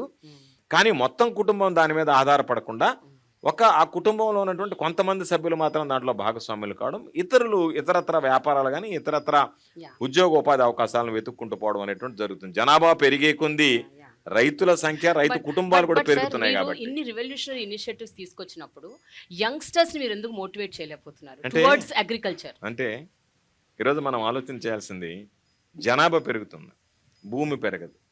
భూమి చూస్తే ఒక పక్క సముద్రం, ఒక పక్క కొండలు అన్నీ పోయిన తర్వాత మనం ఉండేటువంటిది లిమిటెడ్ ఏరియా. దాంట్లో ఆవాస యోగాలు అన్నీ మామూలుగా మన నివాస స్థలాలన్నీ పెరిగిన తర్వాత దానికి సరిపడా రైతులు ఉన్నారు. దానికి మించి రైతులు వస్తే వాళ్ళకి వ్యవసాయం అనేటువంటిది లాభసాటిగా ఉండేటువంటి పరిస్థితి కూడా ఉండదు. ఆ కుటుంబం అంతా దాని మీదనే ఆధారపడితే వాళ్ళకు వచ్చేటువంటి రెవెన్యూ, వాళ్ళకు ఉండేటువంటి పరిస్థితులు. కాబట్టి జనాభా పెరిగినట్టుగా భూమి పెరిగేటువంటి అవకాశం లేదు. కాబట్టి భూమిని నమ్ముకున్నటువంటి రైతు భూమిని నమ్ముకునే ఉన్నాడు. పెరిగినటువంటి జనాభాకి అనుగుణంగా వాళ్ళు మిగతా వాటికి డైవర్ట్ అవుతున్నారు తప్ప వ్యవసాయం మాకొద్దు, ఈ సాంప్రదాయం మాకొద్దు అనేటువంటి పరిస్థితి లేదు. ఆంధ్ర రాష్ట్రంలో ఇప్పుడుండేటువంటి ప్రభుత్వంలో ఈ పరిస్థితుల్లో రైతు అనేటువంటి వాడు సాంప్రదాయ వృత్తిని వదిలి బయటకు వెళ్ళేసేటువంటి పరిస్థితులు రావని నేను భావిస్తున్నాను. సార్, గత కొన్నేళ్లుగా కదిలిస్తే ఏ పొలిటికల్ పార్టీ అయినా మాట్లాడేది పోలవరం ప్రాజెక్ట్. ఇప్పుడు అదే ఒక ఎలక్షన్ ప్రాపగండా, ఎలక్షన్ ఎజెండా. ఈ ఒక ఎలక్షన్ని అటు ఇటు తారుమారు చేసేది పోలవరం ప్రాజెక్ట్ అని అంటున్నారు. సో మీరు ఎంతవరకు దీని విషయంలో ఏకీభవిస్తారు? అండ్ ఈ ప్రాజెక్టులు ఎప్పుడు సార్ కంప్లీట్ అవుతాయి? ఇప్పుడు 4-5 ప్రాజెక్టులు ఇంకా పెండింగ్లోనే ఉన్నాయి. Polavaram is on the top level, అందరూ దానికోసం వెయిట్ చేస్తున్నారు. ఎస్పెషలీ రైతులు చాలా బెనిఫిట్ అవుతారు ఈ ప్రాజెక్టులన్నీ కంప్లీట్ అవుతాయి. మీరు ఏమంటారు సార్ దీని విషయంలో? ఎక్కడ దాకా వస్తుంది దీని విషయం? ఈ రాష్ట్రంలో ఇరిగేషన్ రంగానికి ప్రాణం పోసినటువంటి మహనీయుడు రాజశేఖర రెడ్డి గారు. రాజశేఖర రెడ్డి గారికి ముందు ఇరిగేషన్ రంగానికి సంబంధించి ఎవ్వరూ ఆలోచన చేయలేదు. అయితే మనం తీసుకున్నటువంటి ఈ మాట మంత్రి కార్యక్రమంలో రాజకీయ జోక్యంతో నేను మాట్లాడటం లేదు, కానీ వాస్తవ దృక్పథంతో మనం చూడాల్సినటువంటి పరిస్థితులు ఉన్నాయి. చంద్రబాబు నాయుడు గారు చెప్పాడు, ప్రాజెక్టులు నిర్మిస్తే దాని మీద పెట్టుబడి పెట్టడం తప్ప రూపాయి రాబడి ప్రభుత్వానికి రాదు. అంటే రైతులకు సంబంధించి, వ్యవసాయానికి సంబంధించి, రైతు జీవన ప్రమాణాలు పెంచడానికి అవసరమైనటువంటి నీటిపారుదల రంగంలో నిధులు వెచ్చిస్తే అవి వృధా అయిపోతాయి, ఇది పెట్టుబడి రాదు, దాని మీద ప్రొడక్టివిటీ ఉండదు అని చెప్పినటువంటి వ్యక్తి. ఈరోజు ఆ ప్రభుత్వం తీసుకున్నటువంటి అనేక రకాలైనటువంటి లోపాలు ఈరోజు రైతుల పాలిట శాపాలుగా పరిణమిస్తున్నాయి. అంటే అసలు మనకు సంబంధం లేనటువంటి అంశం. రాష్ట్ర విభజనలో పోలవరం జాతీయ హోదా కల్పిస్తూ కేంద్ర ప్రభుత్వమే మేము నిర్మించిస్తాను అని చెప్పింది. కేంద్ర ప్రభుత్వం నిర్మించాల్సినటువంటి దాన్ని రాష్ట్ర ప్రభుత్వం దానికి ఉన్నటువంటి అనేక రకాలైనటువంటి కారణాలతో దాన్ని మనమే బాధ్యత తీసుకుని దాన్ని మేమే తీసుకుంటామని చెప్పి ప్రత్యేక హోదాను కూడా ఆ రోజు తాకట్టు పెట్టి దాన్ని మనం తీసుకున్న తర్వాత ఆ తొందరలో ఎన్ని తప్పులు చేయకూడదు. ఈరోజు మనం చూస్తున్నాం, డయాఫ్రమ్ వాళ్ళు కుంగిపోయిందని ఒకరోజు అంటారు, గేటు పడిపోయిందని చెప్పి. ఇవన్నీ ఎందుకంటే సాంకేతిక పరమైనటువంటి పరిజ్ఞానం లేకుండా, పూర్తి స్థాయి పరీక్షలు నిర్వహించకుండా, ఏదో ఒక విధంగా మొక్కుబడిగా ఈ ప్రాజెక్టు కట్టేసి ఎంతో కొంత నీరు నిలువ ఉంచుదాం, రైతుల దగ్గరికి పోయి ఇదిగో నేను ఈ ప్రాజెక్టు పూర్తి చేస్తానని చెప్పి ఓట్లు అడుగుదాం అనేటువంటి ఆతృతతో శాశ్వత ప్రయోజనాలను విస్మరించారు. కాబట్టే ఆ పాపాలన్నిటినీ కడుక్కోవడానికి ఈరోజు అనేక రకాలైనటువంటి ఇబ్బందులు పడుతుంది ప్రభుత్వం. ప్రతి అంశంలో కేంద్ర ప్రభుత్వానికి సంబంధించినటువంటి వాటా దాంట్లో ఉంది. మేము వెళ్ళి డయాఫ్రమ్ వాళ్ళు పడిపోయిందంటే వాళ్ళు వెంటనే కేంద్ర ప్రభుత్వం నుంచి మీరు ఆపండి, మేము నిపుణులను పంపిస్తూ ఉంటారు. ఆ నిపుణులు వచ్చి నిగ్గుదేల్చడానికి సమయం పడుతుంది. వాళ్ళు రిపోర్ట్ ఇచ్చిన తర్వాత దాని మీద చర్చించాలి. దాని మీద కేంద్ర ప్రభుత్వం ఎంత నిధులు ఇస్తుందో, రాష్ట్ర ప్రభుత్వం ఏ విధంగా దానికి ముందుకు వెళ్ళాలనే దాని మీద వాళ్ళ భాగస్వామ్యం ఉంది. కాబట్టి దాని మీద స్పష్టత రావాలి. కాబట్టి ఎక్కడైతే కేంద్ర ప్రభుత్వ భాగస్వామ్యం ఉందో పోలవరం జాప్యమైంది. కానీ ఈరోజు మిగతా ప్రాజెక్టులు ఏదైతే ఉన్నాయి, సంగం బ్యారేజ్, నెల్లూరు బ్యారేజ్, నెల్లూరు జిల్లాకు సంబంధించి చిరకాల కోరిక, దాన్ని ప్రారంభిస్తే తెలుగుదేశం ప్రభుత్వంలో ఉండేటువంటి నాయకులు చంద్రబాబు నాయుడుతో సహా మాట్లాడతారు, నేను 70% చేశా, 80% చేశాను. 70%, 80% కాదు కదా. రైతులకు సంబంధించి నువ్వు ఎందుకు 100% పూర్తి చేసి రైతులకు అందించలేకపోయావు? జగన్మోహన్ రెడ్డి గారు 20% పూర్తి చేసి రైతులకు ఎందుకు అందించాడు? శాతాన్ని పక్కన పెడదాం. రైతులకి ఈ ప్రాజెక్టులు నిర్మించాలి, దీనివల్ల రైతాంగానికి లబ్ధి కలగాలనేటువంటి ఆలోచన మీకు లేదు కాబట్టి, రైతుల పట్ల చిత్తశుద్ధి లేదు కాబట్టి మీరు ఆ రోజు నిర్మాణాలను అర్ధాంతరంగా ఆపివేశారు. మీ ప్రాధాన్యతలు వేరు. ఈ ప్రభుత్వానికి రైతు వ్యవసాయం అనేటువంటిది ప్రాధాన్యత అంశం కాబట్టి ఈరోజు వాటన్నిటిని పూర్తి చేశాం. ఏదైతే మన పరిధిలో ఉన్నాయో రాష్ట్ర ప్రభుత్వ పరిధిలో వాటిని ఒక్కొక్కటిగా పూర్తి చేశాడు జగన్మోహన్ రెడ్డి గారు. కరోనా కష్టకాలంలో దాదాపుగా 2 సంవత్సరాలు లేబర్ కూడా దొరకనటువంటి పరిస్థితి, ఏ పని చేయలేనటువంటి దుస్థితి. అయినా కూడా సుదీర్ఘకాలంగా అపరిష్కృతంగా ఉన్నటువంటి సంగం, నెల్లూరు బ్యారేజ్ లాంటివన్నీ పూర్తి చేశాం. ఆ కోవలోనే ఈరోజు ఎన్నో లిఫ్ట్ ఇరిగేషన్లు ఆయన తీసుకురావడం జరిగింది. ఇప్పుడు మీరు అన్నట్టు ఎన్నో ప్రాజెక్టులు పూర్తి చేస్తూ వస్తున్నారు. ఇంకా కొన్ని మిగిలిపోయినాయి, వంశధార ప్రాజెక్టు, తోటపల్లి ప్రాజెక్టు, ఇవన్నీ అన్ని అంటే ఇవన్నీ ఎప్పుడవుతాయి అన్నది మీరు చెప్తున్నారు వస్తాయని. పోలవరం సంగతి ఒక క్లారిటీ ఇవ్వండి సార్. అంటే ఈ రాష్ట్ర ప్రభుత్వాలు ఎవరొచ్చినా చేస్తారా, ఇది కేంద్ర ప్రభుత్వమే చెయ్యాలా, ఏంటి, వాట్ ఈస్ దాని మీద ఒక స్పష్టత ఉంది. ప్రభుత్వం ఈరోజు దగ్గర ఎన్నికలకు దగ్గరకు వచ్చాం. ఈ ఎన్నికలు అయిపోయిన వెంటనే మరలా ఈరోజు ఈ రాష్ట్రంలో జగన్మోహన్ రెడ్డి గారే ముఖ్యమంత్రి అవుతాడు, దాంట్లో ఏమీ సందేహం లేదు. చాలామంది అనుకుంటున్నారు. అందుకే నేను అనేక సందర్భాలు చెప్తాను, ఎక్కడికైనా వెళ్ళినప్పుడు కూడా, మీరు ఏమీ ఈ మీడియాలో వచ్చేటువంటి వాటి కథనాలను నమ్మకండి. సూర్యుడు తూర్పున ఉదయిస్తాడు, పడమట అస్తమిస్తాడు అనేటువంటిది ఎంత వాస్తవమో 2024లో తిరిగి వైఎస్ఆర్ కాంగ్రెస్ పార్టీ ప్రభుత్వం జగన్మోహన్ రెడ్డి గారు ముఖ్యమంత్రి కావడం ఖాయమని చెప్పి. కాబట్టి మా ప్రాధాన్యత అంశం ఈ ప్రభుత్వానికి, ముఖ్యమంత్రి గారికి పోలవరం అనేటువంటిది జీవనాడి అనేటువంటిది మాటలకు పరిమితం కాకుండా చేతలకు పరిమితమైనటువంటి వాళ్ళం, చేతల్లో చేసి చూపించాలనుకునేటువంటి వాళ్ళం. తప్పనిసరిగా ఈ ప్రభుత్వం మరలా ఏర్పడిన వెంటనే ప్రత్యేకమైనటువంటి దృష్టి పెట్టి పోలవరం ప్రాజెక్టుని పూర్తి చేయాలనేటువంటి ఆ ఆలోచన, ఆ ఆశ ముఖ్యమంత్రి గారిలో, ఆతృత, తపన ముఖ్యమంత్రి గారిలో ఉన్నాయి. తప్పనిసరిగా పోలవరం ప్రాజెక్ట్ అనేటువంటిది ప్రాధాన్యత క్రమంలో పూర్తి చేయడం జరుగుతుందని చెప్పి ఈ సందర్భంగా పోలవరం వైఎస్ఆర్సీపీ గవర్నమెంట్ పక్కా చేస్తుంది, చేసి చూపిస్తాం రైతులకు.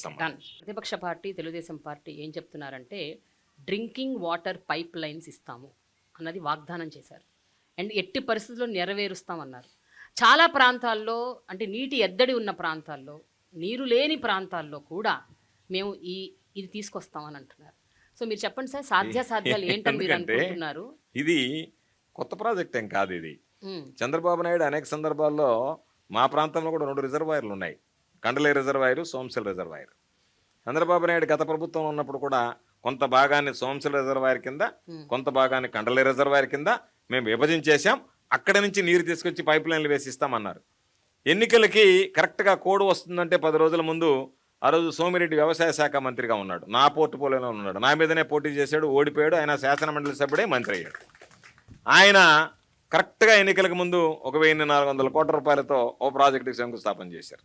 ఎక్కడికక్కడ 100 కోట్లు 1000 కోట్లు ఇచ్చిపోవడం తప్ప ఆ పనులు ప్రారంభమే కాలేదు. కాబట్టి నువ్వు చెప్పినటువంటి మాట 5 సంవత్సరాలు పనిచేసి ఇవ్వలేకపోయినటువంటి వాడివి ఈరోజు ఈ ప్రభుత్వం దానికి కట్టుబడి జలజీవన్ మిషన్ కింద రాష్ట్ర ప్రభుత్వ వాటాతో నిధులు తీసుకొచ్చి ఎంత మేర అవకాశం ఉందో ఈరోజు అంత మేర ఈరోజు రాష్ట్ర వ్యాప్తంగా ఒక్కొక్క నియోజకవర్గానికి దాదాపుగా 100 కోట్ల రూపాయలతో పాడుబడి శిథిలావస్థకు చేరుకున్నటువంటి ఓవర్ హెడ్ ట్యాంక్స్ దగ్గర నుంచి, కొత్త పైప్ లైన్ నిర్మాణం దగ్గర నుంచి అన్నీ తీసుకొచ్చాం. భూగర్భ జలాలు లేనటువంటి దగ్గర, డ్రింకింగ్ వాటర్ లేనటువంటి దగ్గర ముఖ్యమంత్రి గారు దాని మీద కూడా దృష్టి పెట్టాడు. తప్పనిసరిగా సాగునీటికి ఎంత ప్రాధాన్యత ఇస్తామో దానికన్నా మనిషికి అత్యంత అవసరమైనటువంటి తాగునీటికి ప్రాధాన్యత ఇస్తాం. కాకపోతే వీళ్ళలాగా అరచేతిలో వైకుంఠం చూపించి వెళ్ళిపోవడం కాకుండా అవాస్తవాలని ఏ విధంగా మనం చూడగలమనేటువంటిది చూసిన తర్వాత ప్రతి ఒక్కరికి నీళ్ళు ఇవ్వాలనేటువంటి ఆలోచనతో ఈరోజు కార్యరూపంలోకి తీసుకొచ్చాం, మాటలకు పరిమితం కాకుండా. ఈరోజు గ్రామాలకు వెళ్ళి చూడమనండి, పైప్ లైన్ల నిర్మాణం, ప్రతి ఇంటికి కుళాయి అనేటువంటి దాదాపుగా మెజారిటీ గ్రామాల్లో పూర్తి చేస్తున్నాం. కాబట్టి 2000 బహుశా నేను అనుకోవడం 2025 కల్లా 75% ఆఫ్ ద విలేజెస్లో ఈ ప్రతి ఇంటికి కుళాయి పథకం పూర్తి అయిపోతుంది. తప్పనిసరిగా జగన్మోహన్ రెడ్డి గారు దాన్ని పూర్తి చేస్తాడు. అంటే ప్రతిపక్ష పార్టీ ఆ వాగ్దానం చేసింది కాబట్టి మీరు కౌంటర్ స్టేట్మెంట్ ఇస్తున్నారా, లేకపోతే నిజంగా అంటే చేద్దామని మీరు చెప్పి విఫలమయ్యారు? చెప్పకుండానే మనం ప్రారంభించాం. అది మాకున్నటువంటి క్రెడిబిలిటీ, ఈ ప్రభుత్వానికి ఉన్నటువంటి క్రెడిబిలిటీ, జగన్మోహన్ రెడ్డి గారికి ఉన్నటువంటి క్రెడిబిలిటీ. మేము ఇస్తాము అని చెప్పి ఎన్నికలకు ముందు శంకుస్థాపన చేశారు. ఏ మాట చెప్పకున్నా సరే ఈరోజు పనులు జరుగుతున్నాయి. సార్, కొన్ని రాజకీయాలకు సంబంధించిన ప్రశ్నలు, అలాగే ఇప్పుడు ఎలక్షన్స్ దగ్గర పడుతున్నాయి కాబట్టి వాటికి సంబంధించిన ప్రశ్నలు అడిగే ముందు ఇక్కడ కొంతమంది రైతులు ఉన్నారు, వీళ్ళు మీతో మాట్లాడదాం అనుకుంటున్నారు. లక్ష్మీ నరసయ్య, వత్సవాయి మండలం భీమవరం గ్రామం నుంచి వచ్చానండి. మిర్చి రైతునండి నేను. నాకు గత సంవత్సరంలో 4 ఎకరాలు మిర్చి వేస్తే బ్లాక్ త్రిప్స్ వచ్చి మిర్చి మొత్తం డ్యామేజ్ అయింది సార్.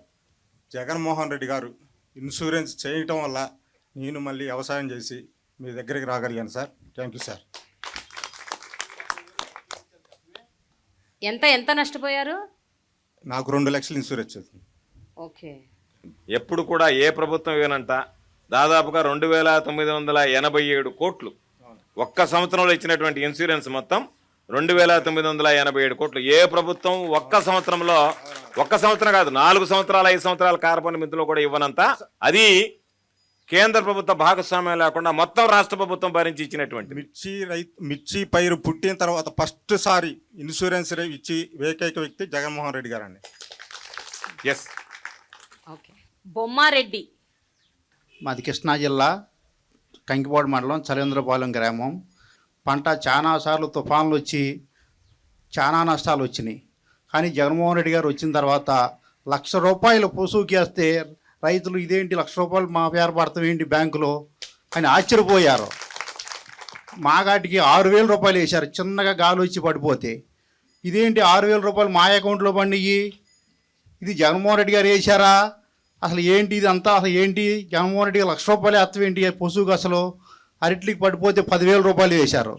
ఇక జగన్మోహన్ రెడ్డి గారు ప్రభుత్వం వచ్చిన తర్వాత రైతాంగం అంతా చాలా హాయిగా ఉన్నారు. వ్యవసాయం ఇంకా చదువుకున్న వాళ్ళు కూడా వచ్చి వ్యవసాయం చేయాలని మంచి కోరికగా ఉన్నారు. నిజమా?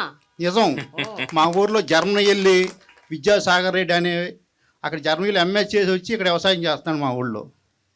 చాలామంది మా ఊళ్ళో చదువుకున్న వాళ్ళంతా హైదరాబాదు అట్టా ఇట్టా ఉద్యోగాలు చేసి వచ్చిన వాళ్ళంతా వ్యవసాయానికి అలా వ్యవసాయం చేస్తున్నారు. సొంత భూములు కౌలు తీసుకుని కూడా వ్యవసాయం చేస్తున్నారు. ₹1 కూడా మీరు కట్టాల్సినటువంటి పని లేకుండా ఉచిత పంటల బీమా కింద వచ్చినటువంటి. అవును. అందుకనే మీకు తెలియకుండా అకౌంట్ లో పడింది అసలు కాబట్టి మాకు తెలియదు. రూపాయి కూడా కట్టలేదు కాబట్టి ఆశ్చర్యంగా ఉంటుంది. మా చేను కాడికి వచ్చి పంట ఎప్పుడు నమోదు చేశారో మాకే తెలియదు, మా అకౌంట్ ఎప్పుడు తీసుకున్నారో మాకే తెలియదు. ఇంత పంట నష్టపోయింది కాబట్టి నీకు 4 ఎకరాల భూమి ఉంది, ₹4,00,000 పండి, ₹5,00,000 పండి, ₹1,00,000 పడ్డాయి, ₹50,000 పడ్డాయి. కౌలు రైతుకు కూడా ₹50,000 పడ్డాయి, ₹1,00,000 పడ్డాయి. చాలా ఆశ్చర్యకరమైన విషయం. అసలు ఎప్పుడు ఏ ముఖ్యమంత్రి వ్యవసాయం పుట్టిన తర్వాత అసలు ఎప్పుడు ఏ ముఖ్యమంత్రి ₹1,00,000 వేస్తామనే అసమమైన విషయం. 2వ సంవత్సరం మళ్ళీ పంట నష్టం వచ్చింది, మళ్ళీ ₹75,000 వేశారు. మళ్ళీ 2వ సంవత్సరం మినుముకి మళ్ళీ వాన గురించి పోయిన సంవత్సరం వస్తే ఎకరానికి ₹3,000 వేశారు. మళ్ళీ చాలా సంతోషంగా ఉంది. రైతు భరోసా కేంద్రాలు బాగా పనిచేస్తున్నాయా? బాగా పనిచేస్తున్నాయండి. బాగా మీకు ఉపయోగపడుతున్నాయా? బాగా ఉపయోగపడుతున్నాయి. మొన్న మా ధాన్యం తడిచిపోతే నన్ను చెప్పారు, రైతు భరోసా కేంద్రానికి చెప్పాను. వాళ్ళే వచ్చి స్వయంగా మా ధాన్యం వాళ్ళే తీసుకెళ్లారు. ముఠా కూడా వాళ్ళే పంపించారు. మేము రైస్ మిల్ కాడికి వెళ్ళాల్సిన పని లేదు. ఇదో రైస్ మిల్ కాడికి వెళ్ళిన తర్వాత బేరాలు అడిగేవాళ్ళు, 400కి ఇస్తావా, ₹1,000 ఇస్తావా, 1,100కి ఇస్తావా అని. నాకేం సంబంధం అయ్యా, నేను ఎందుకు వస్తానయ్యా, నాకేం సంబంధం, మీరు తీసుకెళ్ళి మీరే అమ్మండి అయ్యా అని చెప్పాను నేనే. ఆ సిస్టమ్ తీసుకొచ్చినటువంటి వాడు జగన్మోహన్ రెడ్డి గారు. మీరు నేరుగా వెళ్ళావా, నీ కాటా వేయించుకున్నావా, అయిపోయింది, నీ పని వెళ్ళిపో, దాని మీద రాస్తాడు, నువ్వు ఎక్కడికి వెళ్ళాల్సినటువంటి పని లేదని. ఆ బాధ్యత అంటే అధికారులకు తీసుకెళ్లి వాళ్ళే అక్కడ దించుకొని ఇచ్చిన తర్వాత మీ అకౌంట్ లో డబ్బులు. అవునండి. మాది నందిగా మండలం కొండూరు అండి, జగ్గైపేట కాన్స్టిట్యూన్సీ అండి. మీ పేరు? ఎన్టీఆర్ జిల్లా దేవిని రామారావు అండి. నేను 2020 నుంచి వ్యవసాయం చేస్తానండి. మాకు సొంతం ఒక 20 ఎకరాలు ఉంది. నేను 30 ఎకరాలు మళ్ళీ కౌలుకి చేస్తామండి. మరి 30 ఎకరాలను ప్యాడీ వేస్తాను, ఒక 10 ఎకరాలను మిర్చి వేస్తాను, ఒక 8 ఎకరాలను పసుపు వేస్తామండి. మాకు 2021లో మరి జగన్మోహన్ రెడ్డి గారు మరి పసుపు మరి ఈ క్రాప్ చేసుకున్న తర్వాత మరి ఆ సంవత్సరం మరి 7 ఎకరాలు వేసినా కూడా 7 ఎకరాలకు కూడా ₹7,00,000 మాకు తెలియకుండానే మరి ఆ అకౌంట్లో డబ్బులు పడినాయండి. మరి అలాగనే మరి పోయిన సంవత్సరం మరి మళ్ళీ పసుపు పంట నష్టం వస్తే మరి ₹78,000 ఇచ్చారు ఎకరానికి.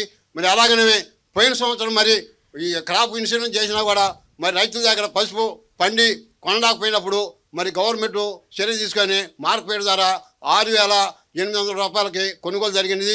ఇవాళ రేపు జరగబోయే 24 ఎన్నికల్లో కూడా చిన్నగా రైతులకు కూడా నష్టం ఏమైనా జరిగి ఉంటే జగన్మోహన్ రెడ్డి గారి ఆలోచించి దాని మీద ఒక నిర్ణయం తీసుకుంటారని మా ఆశాభావం వ్యక్తం చేస్తున్నాం.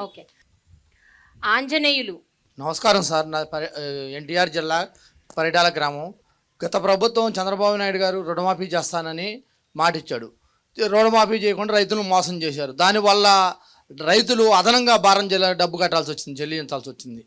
జగన్మోహన్ రెడ్డి గారు రైతు భరోసా కింద 13,500 రూపాయలు తూచ తప్పకుండా ఇస్తున్నారు. మళ్ళీ మన ప్రభుత్వం మరలా ఏర్పడిన తర్వాత రుణమాఫీ చేసే అవకాశాలు ఏమైనా ఉన్నాయా?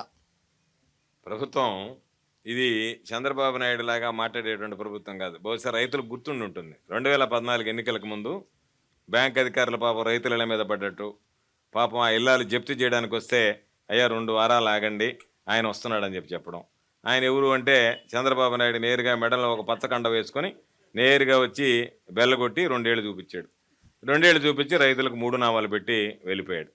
కాబట్టి ఈ ప్రభుత్వం ఒక విశ్వాసం విలువలతో కూడుకున్నటువంటి ప్రభుత్వం. కాబట్టి మేనిఫెస్టో తయారు చేస్తున్నారు. ముఖ్యమంత్రి గారు సాధ్యాసాధ్యాలు పరిశీలించి, ఎందుకంటే మన క్రెడిబిలిటీ ఏమిటి అంటే 2019 ఎన్నికల్లో ఇచ్చినటువంటి వాగ్దానాల్లో 99%, బహుశా దేశ చరిత్రలోనే 99% హామీలు అమలు చేశాం. కాబట్టి మరలా అదే విశ్వసనీయతను కొనసాగించే పందాలో అన్ని రకాలైనటువంటితో పాటు రైతుల మీద ప్రత్యేకమైనటువంటి దృష్టి పెట్టి రైతులకు ఎంత మేర మనం సహాయపడగలం అనేటువంటి దాని మీద ముఖ్యమంత్రి గారు ఆలోచన చేస్తున్నాడు. తప్పనిసరిగా మేనిఫెస్టో వచ్చిన వెంటనే రైతులకు సంబంధించి ఏ కార్యక్రమాలు అనేటువంటి కూడా స్పష్టం చేయడం జరుగుతుంది. తప్పనిసరిగా ఈ ప్రభుత్వం రైతు సంక్షేమానికి కట్టుబడి ఉంటుంది అని చెప్పి మాత్రం నేను చెప్పగలను. రవి, మాది గోసాల పెనంలూరు మండలం, కృష్ణా జిల్లా. ముఖ్యమంత్రి జగన్మోహన్ రెడ్డి గారు సుదీర్ఘమైన పాదయాత్రలో కొన్ని హామీలు ఇవ్వడం జరిగిందండి రైతులకి. దాంట్లో భాగంగా ఆర్బీకేలు ఏర్పాటు చేయటం, ఆర్బీకేల ద్వారాగా విత్తనాలు ఇవ్వటం, పంట పండించి అమ్మే వరకు గవర్నమెంటే బాధ్యత తీసుకునే విధంగా ఆయన చర్యలు తీసుకున్నారండి. చాలా సంతోషం. అట్లాగే మా రైతుల తరపున మేము అడుగుతున్నాం సార్, మాకు ఇంకా ఈ రైతులకి ఇంకా మెరుగైన సేవలు ఏమందిస్తారని మేము అడుగుతాం జరుగుతుంది సార్ రైతుల ద్వారా. అన్ని విధాల అంటే మీకు కొంత అవగాహన ఉండి ఉంటుంది. పాదయాత్ర గురించి చెప్పారు. ఇక్కడ ఆయిల్ పామ్ రైతులు ఎవరు లేరేమో తెలియదు నాకు. ఆయిల్ పామ్కి సంబంధించి ఆ రోజు ఆయిల్ ఎక్స్ట్రాక్షన్ రేట్ తెలంగాణతో సమానంగా ఇవ్వండి అంటే జగన్మోహన్ రెడ్డి గారు తెలంగాణతో సమానంగా ఓఈఆర్ ఇచ్చాం. దానితో పాటు ఆ తేడా ఏదైతే ఉందో తెలంగాణకి ఆంధ్ర రాష్ట్రానికి ఆ మొత్తం డబ్బులు రైతులకి, ఆయిల్ పామ్ రైతులకి ఇచ్చాడు గతంలో ఉన్నటువంటివి. కాబట్టి రైతులకు సంబంధించి ఎక్కడ మనం ప్రభుత్వ జోక్యం అవసరమవుతుందో, ప్రభుత్వం ద్వారా రైతులకు ఏ విధంగా అండగా నిలవాలనుకున్నాడో 100% అన్ని విధాల, అన్ని విషయాల్లో, అన్ని స్థాయిల్లో ఖచ్చితంగా రైతాంగానికి అండగా నిలవడం జరుగుతుంది. ఓకే. శ్రీకాంత్, ఎన్టీఆర్ జిల్లా జగ్గేపేట మండలం అనుమంచిపల్లి గ్రామ రైతు భరోసా కేంద్రంలో గ్రామ వ్యవసాయ సహాయకులుగా 2019 మన కొత్తగా గవర్నమెంట్ ఫామ్ అయ్యాక మన సీఎం సార్ 10,000 చిల్లర వరకు మనకి రైతు భరోసా కేంద్రంలో గ్రామ వ్యవసాయ సహాయకులుగా మాకు ఉద్యోగాలు ఇచ్చి ఉన్నారు. మేము ఉద్యోగం జాయిన్ అయ్యాక మాకు రైతులు చెప్పిన మాటలు, వాళ్ళు చెప్పిన మాటలు ఏంటంటే, గతంలో కొంచెం ఇబ్బంది పడేవాళ్ళం. ఇప్పుడు ఈ రైతు భరోసాలు ఏంటంటే విత్తనం నుంచి కూడా మేము అమ్ముకునే వరకు కూడా మాకు ఎక్కడికి వెళ్ళాల్సిన పని లేకుండా గ్రామంలోనే మాకు గ్రామ రైతు భరోసా కేంద్రాలు ఒక నాలెడ్జ్ సెంటర్గా మాకు ప్రతి విషయాన్ని, మాకు తెలియని విషయాల్ని ఎక్కడికో వెళ్ళి పక్కన వాళ్ళని అడిగి తెలుసుకోకుండా గ్రామంలో ఉన్నటువంటి రైతు భరోసా కేంద్రంలో ఉండే ఒక అధికారి దగ్గరికి వెళ్ళి మేము తెలుసుకుంటున్నాము. మేము వచ్చాక ప్రతి క్షేత్రానికి, రైతు క్షేత్రానికి వెళ్ళి అతను కౌలు రైత, భూ యజమాన, ఏ సర్వే నెంబరు, ఏ ఎక్స్టెంటు, ఎంత కౌలు చేస్తున్నాడు అనేది మేము పారదర్శకంగా ఎవరో చెప్పింది కాకుండా రైతు దగ్గరికి వెళ్ళి అతని వివరాలు తీసుకొని వాళ్ళ ఆధార్ కార్డు ఎవరో చెప్పింది విని వాళ్ళ పేరు మీద వీళ్ళ పేరు మీద కాకుండా వాళ్ళ భూమికి వెళ్ళి మేము ఫోటో చూసి పంట ఏదైతే ఉందో, మేము మిర్చి వేసాడా, వరి వేసాడా, పత్తి వేసాడా అని మేము చూసి డిజిటల్గా క్రాప్ అనేది ఫోటో తీసి, అలా ఫోటో తీసి వదిలేయటమే కాకుండా మళ్ళీ రైతు వచ్చి ఇదిగో మీ వివరాలు ఈ నమోదు చేశాం, ఈ విధంగా మీ ఎకరాలు ఇన్ని ఎకరాల్లో ఈ పంట సాగు అయిందని ఆ రైతుకి తెలియపరిచి మేము ఆ రైతు అంగీకారం అంటే ఏలిముద్ర లేదా ఓటీపీ, చదువుకున్న వ్యక్తి ఆధార్ లింక్ అయితే మాకు దగ్గరగా అవైలబుల్గా లేకపోతే ఆ ఓటీపీ ద్వారా లేదా వేలిముద్ర ద్వారా అతను ధృవీకరిస్తే పంట నమోదు జరిగినట్టు. ఇలా నమోదైతే ఈ క్రాప్ ప్రాతిపాదికన ఏది ఉన్నా కూడా ఈ క్రాప్ అనేది మూలం కాబట్టి మన ప్రభుత్వం వచ్చాక పారదర్శకంగా ఈ క్రాప్ బేస్ ప్రకారమే ఏదైనా అందివ్వడం జరుగుతుంది. కావున ప్రతి ఒక్క రైతు కూడా నష్టపోకుండా ఈ గవర్నమెంట్ అనేది చాలా మేలు చేసి ఉపయోగపడుతుంది. దయాకర్, నేను 2016 నుంచి వ్యవసాయం చేస్తున్నాను. 2019 దాకా నాకు గవర్నమెంట్ నుంచి, అంతకుముందు గవర్నమెంట్ ఉందా, గవర్నమెంట్కి ఏ ఒక్క లబ్ధి నేను పొందలేదు సార్. 2019 నుంచి ఇప్పటి వరకు నేను 5 తపాలుగా రైతు భరోసా పొందాను సార్. అట్లాగే మాకు పంట నష్టం జరగటం వల్ల వచ్చిన అమౌంట్ మొత్తం కలిపి సార్ 2,40,000 ఇప్పటి వరకు నేను లబ్ధి పొందాను సార్ గవర్నమెంట్ నుంచి. ఇంకా అనేకమైన కార్యక్రమాలు గవర్నమెంట్ నుంచి జగన్మోహన్ రెడ్డి గారు చేయాలని, రైతులు ఇంకా చేయాలని నేను కోరుకుంటున్నాను సార్. ఓకే. సతీష్. పెనంకిప్రోలు మండలం గుమ్మడిదూరు గ్రామం నుంచి వచ్చానండి. నేను కస్టమ్ హైరింగ్ సెంటర్ ద్వారా ఒక హార్వెస్టర్ తీసుకున్నాను అండి.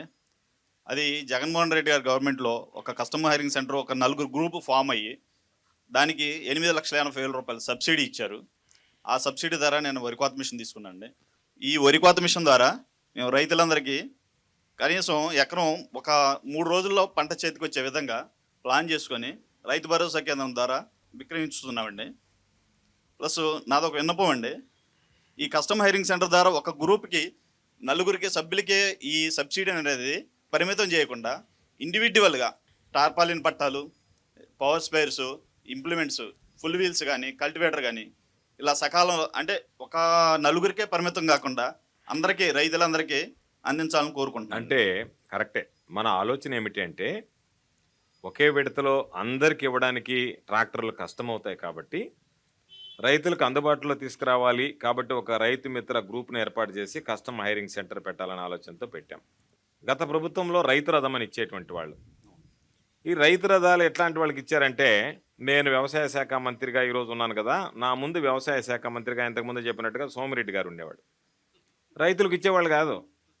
ఎవడైతే వైఎస్ఆర్ కాంగ్రెస్ పార్టీ వాడు తెలుగుదేశం పార్టీ కండువా వేసుకుంటాడో వాళ్ళకి ఇచ్చారు. రైతు రథాలు రైతులకు ఇవ్వలేదు. ఇంకొకటి ఏంటంటే 6 లక్షల రూపాయలని ట్రాక్టర్కి ధర నిర్ణయించారు. 1.5 లక్ష సబ్సిడీ, 4.5 లక్ష రైతు కంట్రిబ్యూషన్, 6 లక్షలు. బహిరంగ మార్కెట్లో ఆ ట్రాక్టర్ ధర నేను చాలా మందికి 5 లక్షలకు ఇప్పించాను. అంటే 5 లక్షల రూపాయలు విలువ చేసేటువంటి ట్రాక్టర్ని రైతు రథం పేరిట 6 లక్షలు రేటు పెట్టి మీరు ఎవరి దగ్గర కొనాలి, ఎంతకి కొనాలి, ఏ మోడల్ కొనాలి, ఏ కంపెనీ కొనాలి అన్నీ వాళ్ళే నిర్ధారించి రైతు మీద 1,00,000 రూపాయలు భోంచేశారు. ఈ ప్రభుత్వం వచ్చిన తర్వాత రైతు మిత్ర గ్రూపులను ఏర్పాటు చేశాం. మీరందరూ కలిపి ఒక ఇది పెట్టుకోండి, హార్వెస్ట్ మిషన్ కానీ లేకపోతే ఇదని ఇచ్చాం. 375 మోడల్స్, రైతు ఏ మోడల్ కోరుకుంటే ఆ మోడల్ నేరుగా మీరు కొనుక్కున్నారు. 10% మీ డబ్బు, 40% సబ్సిడీ, 50% బ్యాంకు రుణం. ఈ 40% సబ్సిడీ అనేటువంటిది మీరు ఎవరి దగ్గర కొనుక్కున్నారు, ఏమి కొనుక్కున్నారు, ఎంత కొనుక్కున్నారు ఏం అవసరం లేదు. మీ 40% జగన్మోహన్ రెడ్డి గారు ఇక్కడ బటన్ నొక్కాడు, నేరుగా మీ ఖాతాలో జమ అయిపోయాయి. ఎక్కడ ఏమి లావాదేవీలు కానీ కమిషన్లు కానీ మధ్యలో వ్యవహారం లేకుండా. చెప్పింది యాక్చువల్ గా మా ఊర్లో మా విలేజ్ లో జరిగింది సార్. టీడీపీ గవర్నమెంట్ లో మా విలేజ్ లో జరిగింది. మేము కల్లారు చూసాము. అది అంటే అనేది ఈ సబ్సిడీ అనేది ఒకరికే పరిమితం, అందుకనే ఎక్కువ మందికి ఇవ్వాలని. కాకపోతే బడ్జెట్ని సంబంధించి ఎంత ఎక్కువ మందికి ఇవ్వగలమనేటువంటిది ఆలోచన చేస్తా గ్రూపులుగా పెట్టాం. 10 మందికైనా ఉపయోగపడుతుంది అని చెప్పి తప్పనిసరిగా రాబోయేటువంటి రోజుల్లో వాటి సంఖ్య మాక్సిమం పెంచడానికి ప్రయత్నం చేస్తాం. ఇండివిజువల్ ఇంప్లిమెంట్స్ ఇవ్వడానికి ప్రయత్నం చేస్తాం. హెవీ మిషనరీ కాకుండా అన్ని tractors, sprayers, battery sprayers, power sprayers, tarpaulins ఇవ్వాల్సింది. కాకపోతే కాస్త జాప్యం అయ్యాయి. తప్పనిసరిగా నెక్స్ట్ సీజన్లో అవి ఇచ్చేస్తాం. Okay sir, thank you. ఇక్కడ చిట్టీల ద్వారా ఓన్లీ మగవాళ్ళ పేర్లే వచ్చాయి. అదేమిటో ఆడవాళ్ళు ఎవరైనా ఒక్కళ్ళు మాట్లాడితే మనం ఈ క్వశ్చన్ రౌండ్ ఫినిష్ చేసేసి నెక్స్ట్ పొలిటికల్ రౌండ్కి వెళ్దాం సార్. నా పేరు కోటేశ్వరమ్మ, ఎన్టీఆర్ జిల్లా గంపలగూడెం మండలం మేడూరు గ్రామం నుంచి వచ్చాను. నేను మహిళా రైతుని. నా పొలంలో నాకున్నటువంటి 2 ఎకరాల్లో న్యాచురల్ ఫార్మింగ్ చేస్తున్నానండి. దానిలో వరి పొలము, వరి 1 ఎకరా వేసాను, పత్తి 1 ఎకరా వేసానండి. నేను 5 సంవత్సరాలుగా ప్రకృతి వ్యవసాయం చేస్తున్నాను. ప్రకృతి వ్యవసాయాన్ని ఇంతగా ఆర్బీకే లెవెల్లో ప్రతి ఒక్క మీటింగ్ కూడా మాకు అక్కడ పెట్టేవాళ్ళు కూడా ఆర్బీకే లెవెల్లో మీటింగులు పెట్టడం, అక్కడ మాకు తెలియనటువంటి సమాచారాన్ని విఏఏలు, విహెచ్ఏలు మా పొలాలకు వచ్చి వాళ్ళ పొలం బడి కార్యక్రమాన్ని జరపటం కానీ మాకు ఎంతగానో ఉపయోగపడుతుంది. అలాగే మహిళా సంఘాల ద్వారా ఈ ప్రోగ్రామ్ని ఎంతగానో ముందుకు తీసుకెళ్తున్నారు. మాకు తెలియనటువంటివి అక్కడ ఉన్నటువంటి సిఆర్పీలు, ఐసీఆర్పీలు మా పొలాలకు వచ్చి వాళ్ళు చూసి ఆ తెగులు ఏమున్నాయి, పురుగులు ఏమున్నాయి అని గమనించి మాకు ఏమి స్ప్రే చేయాలనేది కూడా తెలియపరుస్తున్నారు. దానివల్ల మాకు ఖర్చు తగ్గింది. 2.5 లక్షల వరకు మేము ఈ సంవత్సరం ఆదాయం పొందాము.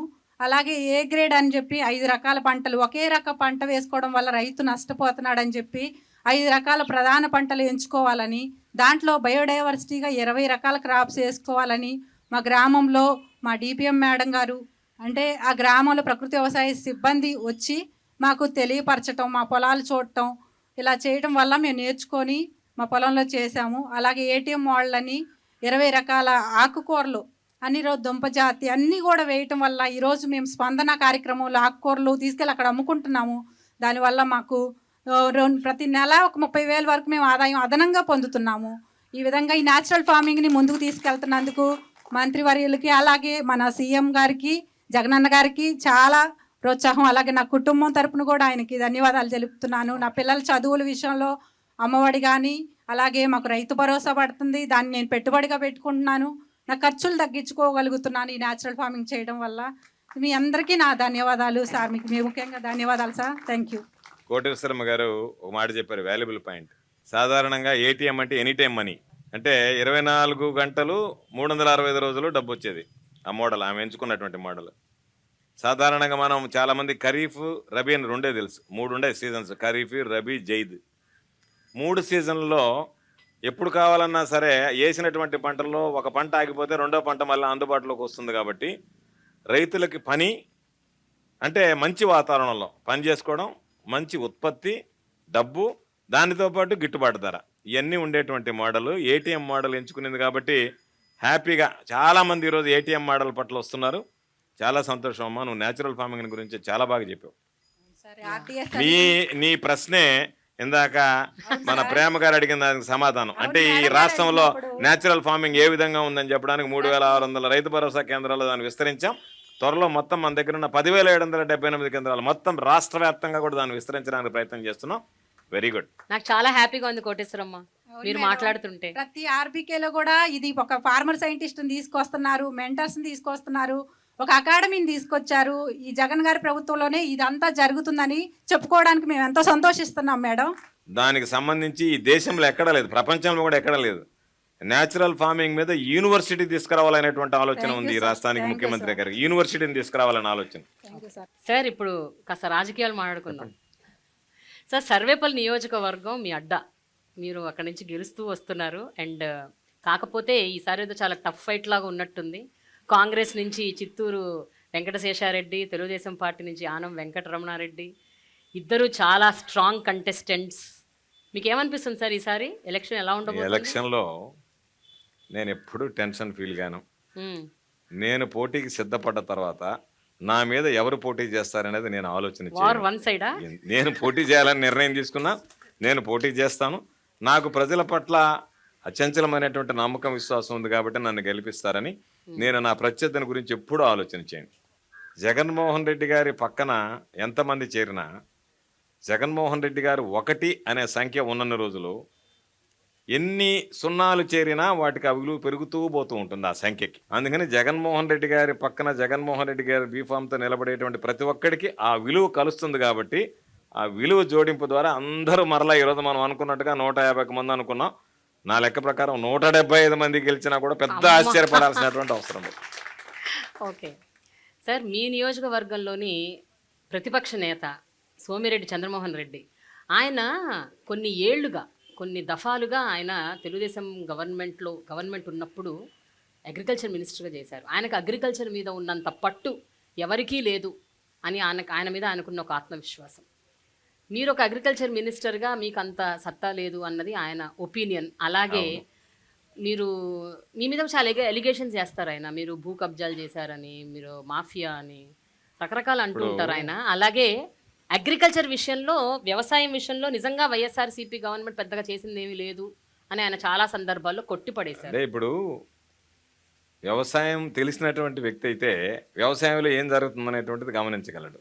వ్యవసాయం పట్ల ఏమాత్రం అవగాహన లేనటువంటి వాడు సోమిరెడ్డి. ఆయన ఇంటి పక్కనే నకిలీ ఎరువులు కుంభకోణం జరిగింది. రైతులకు సంబంధించినటువంటి ఎరువులు కుంభకోణంలో సూత్రధార ఆయన. కాబట్టి ఒక వ్యవసాయ శాఖ మంత్రిగా పనిచేసేటువంటి వాడే రైతులకు నకిలీ ఎరువులు అమ్మినటువంటి వాడు.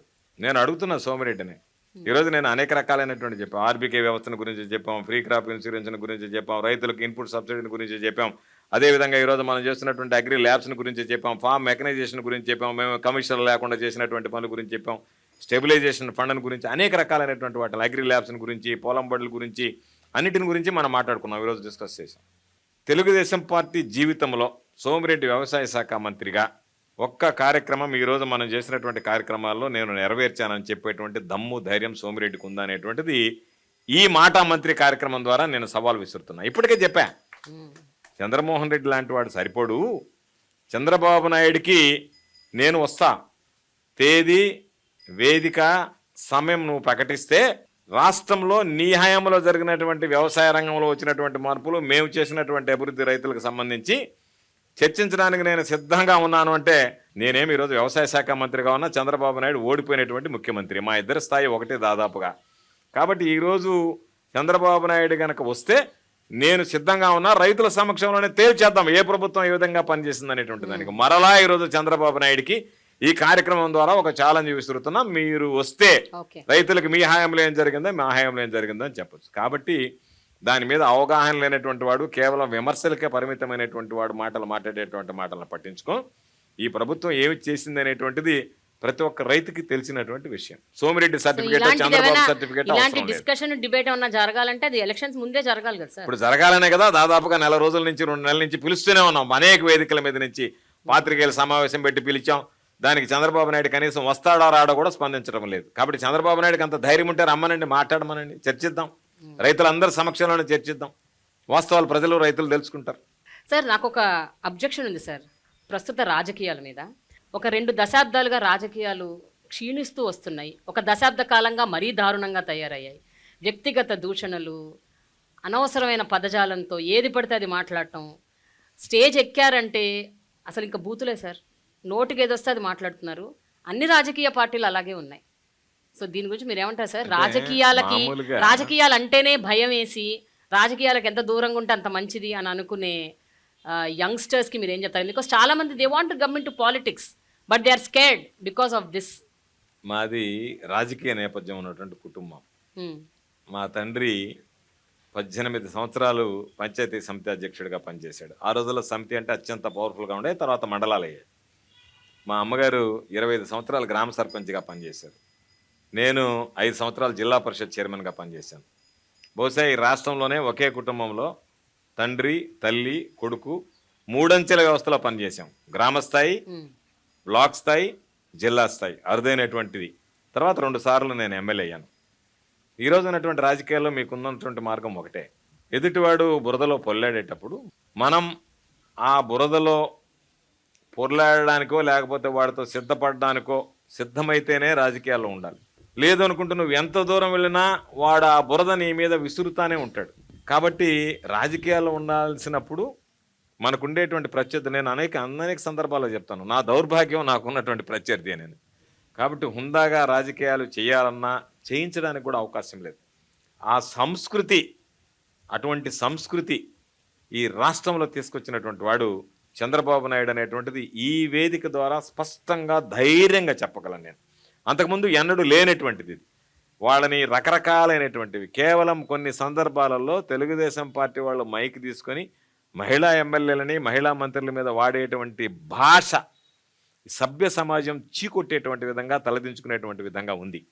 కాబట్టి ఈ వ్యవస్థలో పనిచేస్తున్నప్పుడు, ఈ వ్యవస్థలో అటువంటి ప్రత్యర్థులు, అటువంటి పార్టీలు ఉన్నప్పుడు తప్పనిసరి పరిస్థితుల్లో కామెంట్స్ చేస్తున్నారేమో తప్ప వైఎస్ఆర్ కాంగ్రెస్ పార్టీ సంస్కృతి కానీ, జగన్మోహన్ రెడ్డి గారి నాయకత్వం కానీ చాలామంది అనుకుంటారు అటువంటి వైఖరిని అవలంబించాలనేటువంటి ఆలోచన కాదు. మనం చాలా సందర్భాల్లో చూసాం. కానీ సార్ ఒకరు చేస్తున్నారని ఇంకోరు కాదు కదా, అది కాదు కదా, ఇది ఒక సైకిల్ కదండి. అది కాదు కదా. ఇప్పుడు మీరు నాతో మాట్లాడుతున్నారు, మీరు నాతో మాట్లాడేటప్పుడు మీరు నన్ను మాట్లాడకూడనటువంటి మాట మాట్లాడితే నేను మీకు సమాధానమైనా చెప్పాలి, లేదా ఇక్కడి నుంచి లేచి వెళ్ళిపోవాలి. రెండే మార్గాలు. రాజకీయాల్లో కొనసాగాలనుకునేటువంటి వాడు ధీటుగా సమాధానం చెప్పాలి. ఇప్పుడు మీరే అన్నారు, ఏమని? సోమిరెడ్డి అనేటువంటి వాడు భూ కబ్జాలని అన్నాడు. దానికి ధీటుగా నేను సమాధానం చెప్పకపోతే జనాలు ఏమంటారు? అయ్యో నిజమే కాబోలు, కాబట్టి నేను మాట్లాడటం లేదు. ఆ మాట మాట్లాడితే తెరలవాలి, మళ్ళీ సోమిరెడ్డి ఇంకొక సబ్జెక్ట్ ఎత్తుకొని వస్తాడు. కాబట్టి రాజకీయాల్లో కొనసాగాలి అంటే ఖచ్చితంగా సమాధానం చెప్పాల్సిందే. సమాధానం చెప్పడం డిబేట్స్ ఓకే సార్, బట్ భాష దగ్గర లేదు కదా, ఆ వాతావరణం లేదు కదా, ఆ పరిస్థితి లేదు కదా. ఇప్పుడు దానికి సంబంధించి వాడేటువంటి భాష మీ అమ్మ నాన్న ఎప్పుడు బాధగా ఫీల్ అవ్వరా సార్? ఎందుకంటే వాళ్ళ టైంలో రాజకీయాలు ఈ రాజకీయాల గురించే, ఇప్పుడు ఉండేటువంటి రాజకీయ పరిస్థితుల గురించే ఒక్కొక్కడు ఏ స్థాయి అధికారిని ఏ విధంగా మాట్లాడుతున్నాడు అనేటువంటిది మనం చూసాం. ఒక ముఖ్యమంత్రి స్థాయిలో ఉండేటువంటి గౌరవించాల్సినటువంటి వ్యక్తి చివరికి ప్రధానమంత్రి గారి మీద దారిన పోయి ఓటు తీసుకొచ్చి సోషల్ మీడియాలో పోస్టులు పెడితే ఏమి చేయలేనటువంటి పరిస్థితిలో ఉన్నాం. ఎందుకంటే భావస్వేచ్ఛ, భావ ప్రకటన, రకరకాలైనటువంటి మాటలు చెప్పి ఆ మాట్లాడేటువంటి మాటలు, వాడేటువంటి పదజాలం ఇవన్నీ. కాకపోతే ఒక్కొక్కసారి అనిపిస్తుంటుంది రాజకీయాలు మనం ఉండడం అవసరం అనిపిస్తుంది. కానీ మనల్ని నమ్ముకున్నటువంటి ప్రజల కోసం మనం ఆ దానికి సంబంధించినటువంటి దాంట్లో ఉండేటటువంటి పరిస్థితుల్లో మనం కొన్ని సర్దుకుపోవాలి, కొన్ని ధీటుగా ఎదుర్కోవాలి. కాబట్టి దాని పరంగా మాట్లాడడం తప్ప పరిధి దాటి మాట్లాడాలి, హుందాగా రాజకీయాలు చేయాలి అనేటువంటిది తప్ప పరిధి దాటి మాట్లాడాలి, ప్రవర్తించాలి, అనుచితంగా ఉండాలి అనేటువంటిది ఎప్పుడూ ఆలోచన చేయం. కాకపోతే మానవ మాత్రలం కాబట్టి రాగద్వేషాలు, భావోద్వేగాలు ఉంటాయి. కాబట్టి అలాంటప్పుడు ఏదన్నా కాస్త పరుషంగా మాట్లాడేటువంటి సందర్భాలు ఉంటాయేమో తప్ప కొని తెచ్చుకొని మాట్లాడాల్సినటువంటి పరిస్థితి ఎన్నడూ ఉండదు. వీలైనంత వరకు నియంత్రించుకోవడానికే ప్రయత్నం చేస్తాం. కమిట్మెంట్, చిత్తశుద్ధి, ఒక నిబద్ధత అన్నది కూడా రాజకీయాల్లో చాలా వరకు పోయిందని చెప్పాలి. నేను మిమ్మల్ని చూస్తున్నాను. 2011లో మీరు వైఎస్ఆర్సీపీలో చేరారు. ఇప్పుడు 2024 అంటే 14 ఏళ్ళు, దాదాపు 13 ఏళ్ళుగా మీరు ఆ పార్టీలోనే ఉన్నారు, ఆ పార్టీనే నమ్ముకున్నారు. కానీ గత కొంతకాలంగా చూసుకుంటే 5-6 ఏళ్ళుగా, 7-8 ఏళ్ళుగా ఇక్కడి నుంచి అక్కడికి, అక్కడి నుంచి ఇక్కడికి, ఆ పార్టీ నుంచి ఈ పార్టీ, ఈ పార్టీ నుంచి మంత్రి పదవి ఇవ్వలేదని ఒకళ్ళు, లేకపోతే నన్ను గుర్తించలేదని ఒకళ్ళు, నియోజకవర్గానికి టికెట్ ఇవ్వలేదని మరొకళ్ళు, ఈ రకంగా పార్టీ ఫిరాయింపులు చేస్తున్నారు. దీని గురించి మీరు ఒపీనియన్ సార్. అంటే ఈ సందర్భంగా ఈ ఎలక్షన్స్లో మీ పార్టీ నుంచి చాలామంది వెళ్ళిపోయారు, తెలుగుదేశం పార్టీ నుంచి మీ పార్టీలో కూడా చాలామంది వచ్చారు. ఎలా సార్ ఇలా పార్టీ ఫిరాయింపులు జరగడం ఎలా నమ్ముతారు మీరు? ఫస్ట్ ప్రశ్న ఏంటంటే, నేను 2011 నుంచి వైఎస్ఆర్ కాంగ్రెస్ పార్టీలో ఉన్నాను. దాదాపుగా 13 సంవత్సరాలు పూర్తయింది. ఇది 14వ సంవత్సరం. ఈ 14 సంవత్సరాల కాలంలో ఏ రోజు కూడా అయ్యో జగన్మోహన్ రెడ్డి గారి వెంట ఎందుకు అడుగులు వేశాననేటువంటి బాధ నాకు ఏ రోజు కలగలేదు. ఆ కలిగించేటువంటి విధంగా జగన్మోహన్ రెడ్డి గారు ప్రవర్తించలేదు. వ్యక్తిగత కారణాలు, పదవి వ్యామోహాలు. ఈరోజు జగన్మోహన్ రెడ్డి గారు బీఫామ్ ఇస్తే ఎమ్మెల్యేలు అయ్యాం, ఈరోజు ఈ స్థాయికి ఎదగగలిగాం. ఆ తర్వాత మంత్రులు కావచ్చు, రకరకాలైనటువంటివి ముఖ్యమంత్రి గారు ఇచ్చేటువంటిది. కానీ వీళ్ళు బాధాకరమైనటువంటి విషయం ఏమిటంటే, జగన్మోహన్ రెడ్డి గారు ఇచ్చినటువంటి బీఫామ్తో మనం ఎమ్మెల్యేలు అయ్యాం కదా అనేటువంటి మూలాలను మరిచిపోయి మాకింకా ఉన్నతమైనటువంటి పదవులు ఇవ్వలేదనేటువంటి అత్యాశ. అంటే మనిషికి ఆశ ఉండొచ్చు, అత్యాశ కూడా ఉండొచ్చు. ఇది దురాశ. దురాశకి వెళ్ళిపోయేటువంటి వాళ్ళు తప్ప అత్యాశ ఉన్నటువంటి వాళ్ళు ముఖ్యమంత్రి గారి దగ్గరికి వెళ్ళి నేను ఆశపడుతున్నాను, నాకు ఈ పదవి ఇవ్వమని కూడా తప్పలేదు. ఆశపడడం తప్పలేదు, అత్యాశపడడం తప్పలేదు. ఈ దురాశ పడినటువంటి వాళ్ళు నిలవలేక దుర్మార్గంగా వెళ్ళిపోతున్నారు. కాబట్టి దురాశ పరుల గురించి మనం పట్టించుకోవాల్సినటువంటి అవసరంలే. నేను మరలా మీకు చెప్తున్నా, జగన్మోహన్ రెడ్డి గారి నాయకులను నమ్ముకొని ఏ రోజు రాజకీయాలు చేయాలా, ఏ రోజు పాలన గురించి ఆలోచన చేయాలా. జగన్మోహన్ రెడ్డి గారు నమ్ముకున్నది ప్రజలని. కాబట్టి ఆ ప్రజలు అనేటువంటి వాళ్ళు జగన్మోహన్ రెడ్డి గారిని గుండెల్లో పెట్టుకున్న రోజులు నాయకుల అవసరం అనేటువంటిది పెద్దగా జగన్మోహన్ రెడ్డి గారికి లేదు. ఈ మధ్య చూసాం, కొంతమంది తాత్కాలికంగా విభేదించిన కొద్ది రోజుల్లోనే మరలా జగన్మోహన్ రెడ్డి గారే ముఖ్యమని అన్నారంటే వాళ్ళలో వెంటనే రియలైజేషన్, అరే మనం ఇది కోల్పోయాము, ఇక్కడ కోల్పోయాము అనేటువంటిది గ్రహిస్తున్నారు. కాబట్టి ఇది సమాజమే జగన్మోహన్ రెడ్డి గారిని కోరుకునేటప్పుడు నాయకుల రాకపోకల వల్ల పెద్దగా ఇబ్బంది ఉండదు. జగన్మోహన్ రెడ్డి గారి నాయకత్వానికి ఢోకాను కలగదు. కానీ మీరు ఇప్పుడు ఒక మాట అన్నారు, దురాశ పరులు ఇలా చేస్తారని. సో ఈ దురాశ పరులు అన్ని పార్టీల్లో ఉంటారు కదా. అంటే ఈ పార్టీ నుంచి ఆ పార్టీలోకి వెళ్ళే వాళ్ళు దురాశ పరులు, ఆ పార్టీ దురాశ పరులు ఈ పార్టీలోకి వచ్చారు. సో ఎలా నమ్ముతారు మీరు? ఏ రోజైనా ఒకటి గుర్తుపెట్టుకోండి. ఇప్పుడు ఆ సబ్జెక్ట్ వచ్చింది కాబట్టి చెప్తున్నాం. ఆ పార్టీ వాళ్ళు మా దగ్గరికి వస్తే ఆ పార్టీ అని మేము చూడలేదు. ఎవరు వచ్చినా, ఏ పార్టీ వాడు వచ్చినా, రాజశేఖర రెడ్డి గారు కానీ, జగన్మోహన్ రెడ్డి గారు కానీ శాసనసభ్యుడిగా వస్తే ఆదరించారు, శాసనసభ్యుడిగా ఉన్నటువంటి పనులు చేశారు. ఒక శాసనసభ్యుడు తన నియోజకవర్గ సమస్యలను తీసుకుని జగన్మోహన్ రెడ్డి గారి దగ్గరికి రాగానే అతన్ని ఆ పార్టీ వెలివేసి జగన్మోహన్ రెడ్డి గారి దగ్గరికి వచ్చారని చెప్పి ముద్ర వేశారు. వాళ్ళకి పార్టీ కండువా కప్పడం కానీ, లేదా వాళ్ళకి సంబంధించి మా దగ్గర కూర్చోబెట్టుకోవడం కానీ, ఎక్కడా జగన్మోహన్ రెడ్డి గారు ఏదైతే గతంలో మాట్లాడాడో ఆ మాటకి కట్టుబడి పనిచేశాడు తప్ప ఆ మాటని పక్కన పెట్టి పనిచేసినటువంటి నేపథ్యం జగన్మోహన్ రెడ్డి గారికి లేదు, చెయ్యడు. అందుకనే మా దగ్గర నుంచి వాళ్ళు వెళ్ళి కండువాలు కప్పుకున్నారు తప్ప వాళ్ళు వచ్చి మా దగ్గరికి వచ్చి కండువాలు కప్పుకోవడం కానీ ఆ పరిస్థితి రాలేదు. ఈరోజు ఎన్నికలు వచ్చాయి కాబట్టి బహుశా ఎవరెవరికి టికెట్లు ఇవ్వాలనేటువంటిది వాళ్ళ స్థాయిని బట్టి టికెట్లు కేటాయించవచ్చు. జనసేన పార్టీ, తెలుగుదేశం పార్టీ కలిసి పొత్తు పెట్టుకొని మీకు వ్యతిరేకంగా పోటీ చేస్తున్నారు. ఇప్పుడు ఎలక్షన్ చాలా టఫ్ ఫైట్ అని చాలామంది అంటున్నారు. ఈసారి ఎలక్షన్ ఎప్పట్లాగా ఉండబోట్లేదు అన్నది కూడా అన్ని చోట్ల సర్వత్రా వినిపిస్తున్న ఒక మాట. సో జనసేన ఇంపాక్ట్ ఎలా ఉండబోతుంది ఫస్ట్ క్వశ్చన్. దానికి అనుసంధానంగా షర్మిల గారు కూడా ఇప్పుడు ఆంధ్రప్రదేశ్ వచ్చారు, ఇక్కడ రాజకీయం చేస్తున్నారు. సో షర్మిల గారి ఇంపాక్ట్ ఎలా ఉండబోతుంది? రాష్ట్ర వ్యాప్తంగా జనసేన, తెలుగుదేశం, కాంగ్రెస్, షర్మిల గారి నాయకత్వంలో ఇవన్నీ వస్తున్నాయి. ఏమంటారు సార్ మీరు? What you say about this election? సాధారణంగా జనసేన గురించి ఎంత తక్కువ మాట్లాడుకుంటే అంత మంచిది. ఎందుకంటే ఇప్పుడు ఏ వ్యక్తినైతే నమ్మి ఆయన వెంట నడిచినటువంటి జనం ఉన్నారో, ఎక్కడికి వెళ్ళినా సీఎం సీఎం సీఎం అని చెప్పి పాపం నినదించారో వాళ్ళందరికీ నిద్ర పట్టినటువంటి పరిస్థితి ఈరోజు పవన్ కళ్యాణ్ గారు తీసుకొచ్చారు. పవన్ కళ్యాణ్ లాంటి వ్యక్తి రాజకీయాల్లో కొనసాగాల్సినటువంటి అవసరం ఉందా లేదా అనేటువంటిది రేపు ప్రజలు మరలా నిర్ణయిస్తారు. అంటే ఒక పార్టీని పెట్టి కొంతమందిని సమీకరించి ఈ పార్టీని హోల్సేల్గా నేను చంద్రబాబు నాయుడుకి అమ్మేస్తానని చెప్పేటువంటి వ్యక్తి అసలు ఈ రాష్ట్ర రాజకీయాలకు పనికొస్తాడా అనేటువంటిది ప్రజలందరూ కూడా ఆలోచన చేయాల్సినటువంటి సమస్య. 2014లో కానీ, 2019లో కానీ, 2024లో కానీ జగన్మోహన్ రెడ్డి గారు ఒక స్పష్టమైనటువంటి మాట చెప్పాడు. మేము ఎవరితో పొత్తులు ఉండము, మేము ఏకంగా ఒంటరిగా వస్తామని. మేము ఒంటరిగా పోటీ చేస్తున్నాం. ఒక స్పష్టమైనటువంటి వాగ్దానం, ఒక స్పష్టమైనటువంటి సమాధానం, ప్రతి దాంట్లో ఒక స్పష్టత. ఈవెన్ అప్పీల్లో కూడా ప్రజల దగ్గర నుంచి ఆశీస్సులు అడిగేటప్పుడు కూడా ఒక స్పష్టత. మీ కుటుంబాలకి నా ప్రభుత్వంలో మేలు జరిగింది అని భావిస్తేనే నాకు ఓటు వేయండి అని ఆంధ్ర రాష్ట్ర రాజకీయాల్లో ఒక ముఖ్యమంత్రి స్థాయిలో మొట్టమొదటగా అడిగినటువంటి వ్యక్తి జగన్మోహన్ రెడ్డి గారు. ఇంతవరకు ఎవరు ఆ ప్రయత్నం చేయలేదు. అన్ని పార్టీలు, ఈరోజు తెలుగుదేశం కావచ్చు, జనసేన కావచ్చు, ప్రత్యక్షంగా ఒక జాతీయ పార్టీ కావచ్చు, పరోక్షంగా ఇంకొక జాతీయ పార్టీ కావచ్చు, వీళ్ళందరూ కలిసి వీళ్ళందరి ఆలోచన ఏమిటంటే మేము గెలవాలనేటువంటి ఆలోచన ఎవ్వరిలో లేదు. జగన్మోహన్ రెడ్డి గారిని గద్దెదించాలా, జగన్మోహన్ రెడ్డి గారిని ఓడించాలి. అంటే ఒక వ్యక్తిని ఓడించడానికి ఇంతమంది సమైక్యంగా పనిచేస్తున్నారంటే ఆ వ్యక్తి ఎంత బలవంతుడైతే ఇంతమంది మనందరం కలిసి పోరాడాలనుకుంటాడు.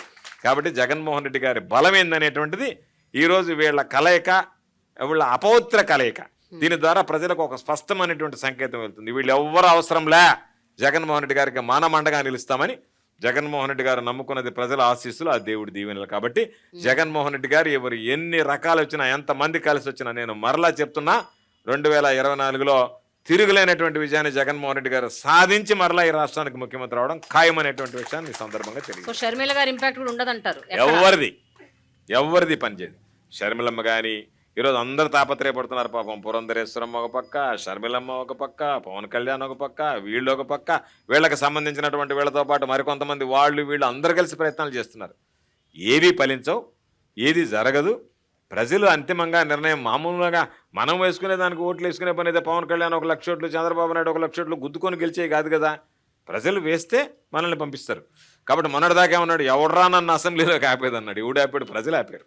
మొన్న ఎవరు బానికుండా ఆపారు? ఎవడు ఈసారి నన్ను ఆపుతాడంటే మొన్న ఎవడు ఆపారు? వాళ్ళే ఆపుతారు. నన్ను ఎవడు ముఖ్యమంత్రి కానికుండా ఆపుతాడంటే నువ్వే ముఖ్యమంత్రి కానికుండా ఆపుకున్నావు, చంద్రబాబు నాయుడుకి అమ్ముడుపోయావు. కాబట్టి ఎవడరా నన్ను ఆపుతాడు, ఎవడరా నన్ను ముఖ్యమంత్రిని కానివాడంటే నువ్వు ముఖ్యమంత్రిని కానికుండా చేసుకున్నావు, నిన్ను బానికుండా ప్రజలు ఆపారు. రేపు కూడా నేను ప్రజలు ఆపుతారు. మరలా ముఖ్యమంత్రివి కాలేవు, ముఖ్యమంత్రి కాకుండా నువ్వే ఆ స్థానాన్ని వదులుకున్నావు, ఎమ్మెల్యే స్థానాన్ని ప్రజలు నిన్ను బానికుండా ఆపుకుంటారు. కాబట్టి వీళ్ళ స్లోగన్లో వీళ్ళని గురించి పెద్దగా పట్టించుకోవాల్సినటువంటి పనిలే. వీళ్ళేదో పాపం రాజకీయాలు ఏదో కాల్ షీట్లు తీసుకొని వచ్చి మీటింగ్లు మాట్లాడిపోయినంత సులభం కాదు. ప్రజల్లో ఉండి ప్రజలతో మమేకమే సేవ చేయడం అనేటువంటిది అది జగన్మోహన్ రెడ్డి గారికి సాధ్యపడింది. జగన్మోహన్ రెడ్డి గారిని ప్రజలు తిరిగి కోరుకునేటువంటి పరిస్థితులు ఉన్నాయి. జగన్మోహన్ రెడ్డి గారి గురించి ఇంత చెప్తున్నారు కదా మీరు, ఒక ముఖ్యమంత్రిగా, అలాగే ఒక నార్మల్ ఒక వ్యక్తిగా, ఒక హ్యూమన్గా మీకు ఆయనలో బాగా నచ్చే అంశం ఏమిటండి? అంటే ఒక నాయకుడిగా ఏం నచ్చుతుంది, ఒక నార్మల్ పర్సన్గా ఏం నచ్చుతుంది చెప్పండి. మనిషి ఒక మాట ఇచ్చాడు అంటే దానివల్ల వ్యక్తిగతంగా ఎంత నష్టపోవడానికైనా సిద్ధపడతాడు తప్ప ఆ మాట వెనక్కి తీసుకోవడానికి ఇష్టపడడు అనేటువంటిది ప్రథమంగా ఆయన దగ్గర ఉన్నటువంటి నైజం. మాట ఇచ్చే ముందు ఆలోచన చేస్తాడేమో కానీ మాట ఇచ్చిన తర్వాత ఆయన నైజం ఆ మాటకి కట్టుబడి ఉండాలి అని. మనుషులని గుడ్డిగా ప్రేమించడం, అభిమానించడమే బహుశా ఆయన దగ్గర ఉన్నటువంటి బలహీనత నేను అనుకుంటున్నాను. కాబట్టి ఎంతమంది పాపం ఆయన మోసం చేసి ఒక్కొక్కరిగా పదవులు రాలేదని, ఇంకొకటి రాలేదని వెళ్ళిపోయారు తప్ప జగన్మోహన్ రెడ్డి గారి దగ్గర ఈ క్వాలిటీ బాగలేదని చెప్పి వెళ్ళిపోయాడు అంటే అంతకన్నా దౌర్భాగ్యుడు. ఎందుకంటే వాడు దౌర్భాగ్యుడు, పోయినటువంటి వాడు జగన్మోహన్ రెడ్డి కాదు. జగన్మోహన్ రెడ్డి గారిని వదిలి వెళ్ళిపోయినటువంటి వాడు అత్యంత దౌర్భాగ్యుడి కింద లెక్క నా దృష్టిలో. ఇందాక మీరు ఒక మాట అన్నారు, 175 నియోజకవర్గాల్లో 175 మీకే వస్తాయని చెప్తున్నారు. సార్ ప్రతిపక్షాల్లో కొంతమంది ముఖ్యమైన నేతలన్నా ఉన్నారు కదా, అదే చెప్తున్నాను వాళ్ళకు కూడా నేను. రాదా? అదే చెప్తున్నాను ఒక్క నేను. సీట్ కూడా ఈరోజు రాదా? మీరు చూస్తే ఆ, మేము 175 అని చెప్పాము. ఈరోజు చంద్రబాబు నాయుడు గారు కుప్పంలో గెలవడం చెప్పాము. ఈరోజు నిన్నలోకి ఆమె వచ్చి నేను పోటీ చేస్తానని చెప్తుంది భువనేశ్వరి గారు. కాబట్టి ఆ సీట్లలోనే చంద్రబాబు నాయుడు లాంటి వాడే పోటీ చేయడానికి భయపడుతున్నాడంటేనే ఇది 175 సీట్లు కైవసం చేసుకోబోతుంది వైఎస్ఆర్ కాంగ్రెస్ పార్టీ అనే దానికి సంకేతమా కాదా అనేటువంటిది మనం అందరం ఆలోచన చేయాల్సినటువంటి సందర్భం.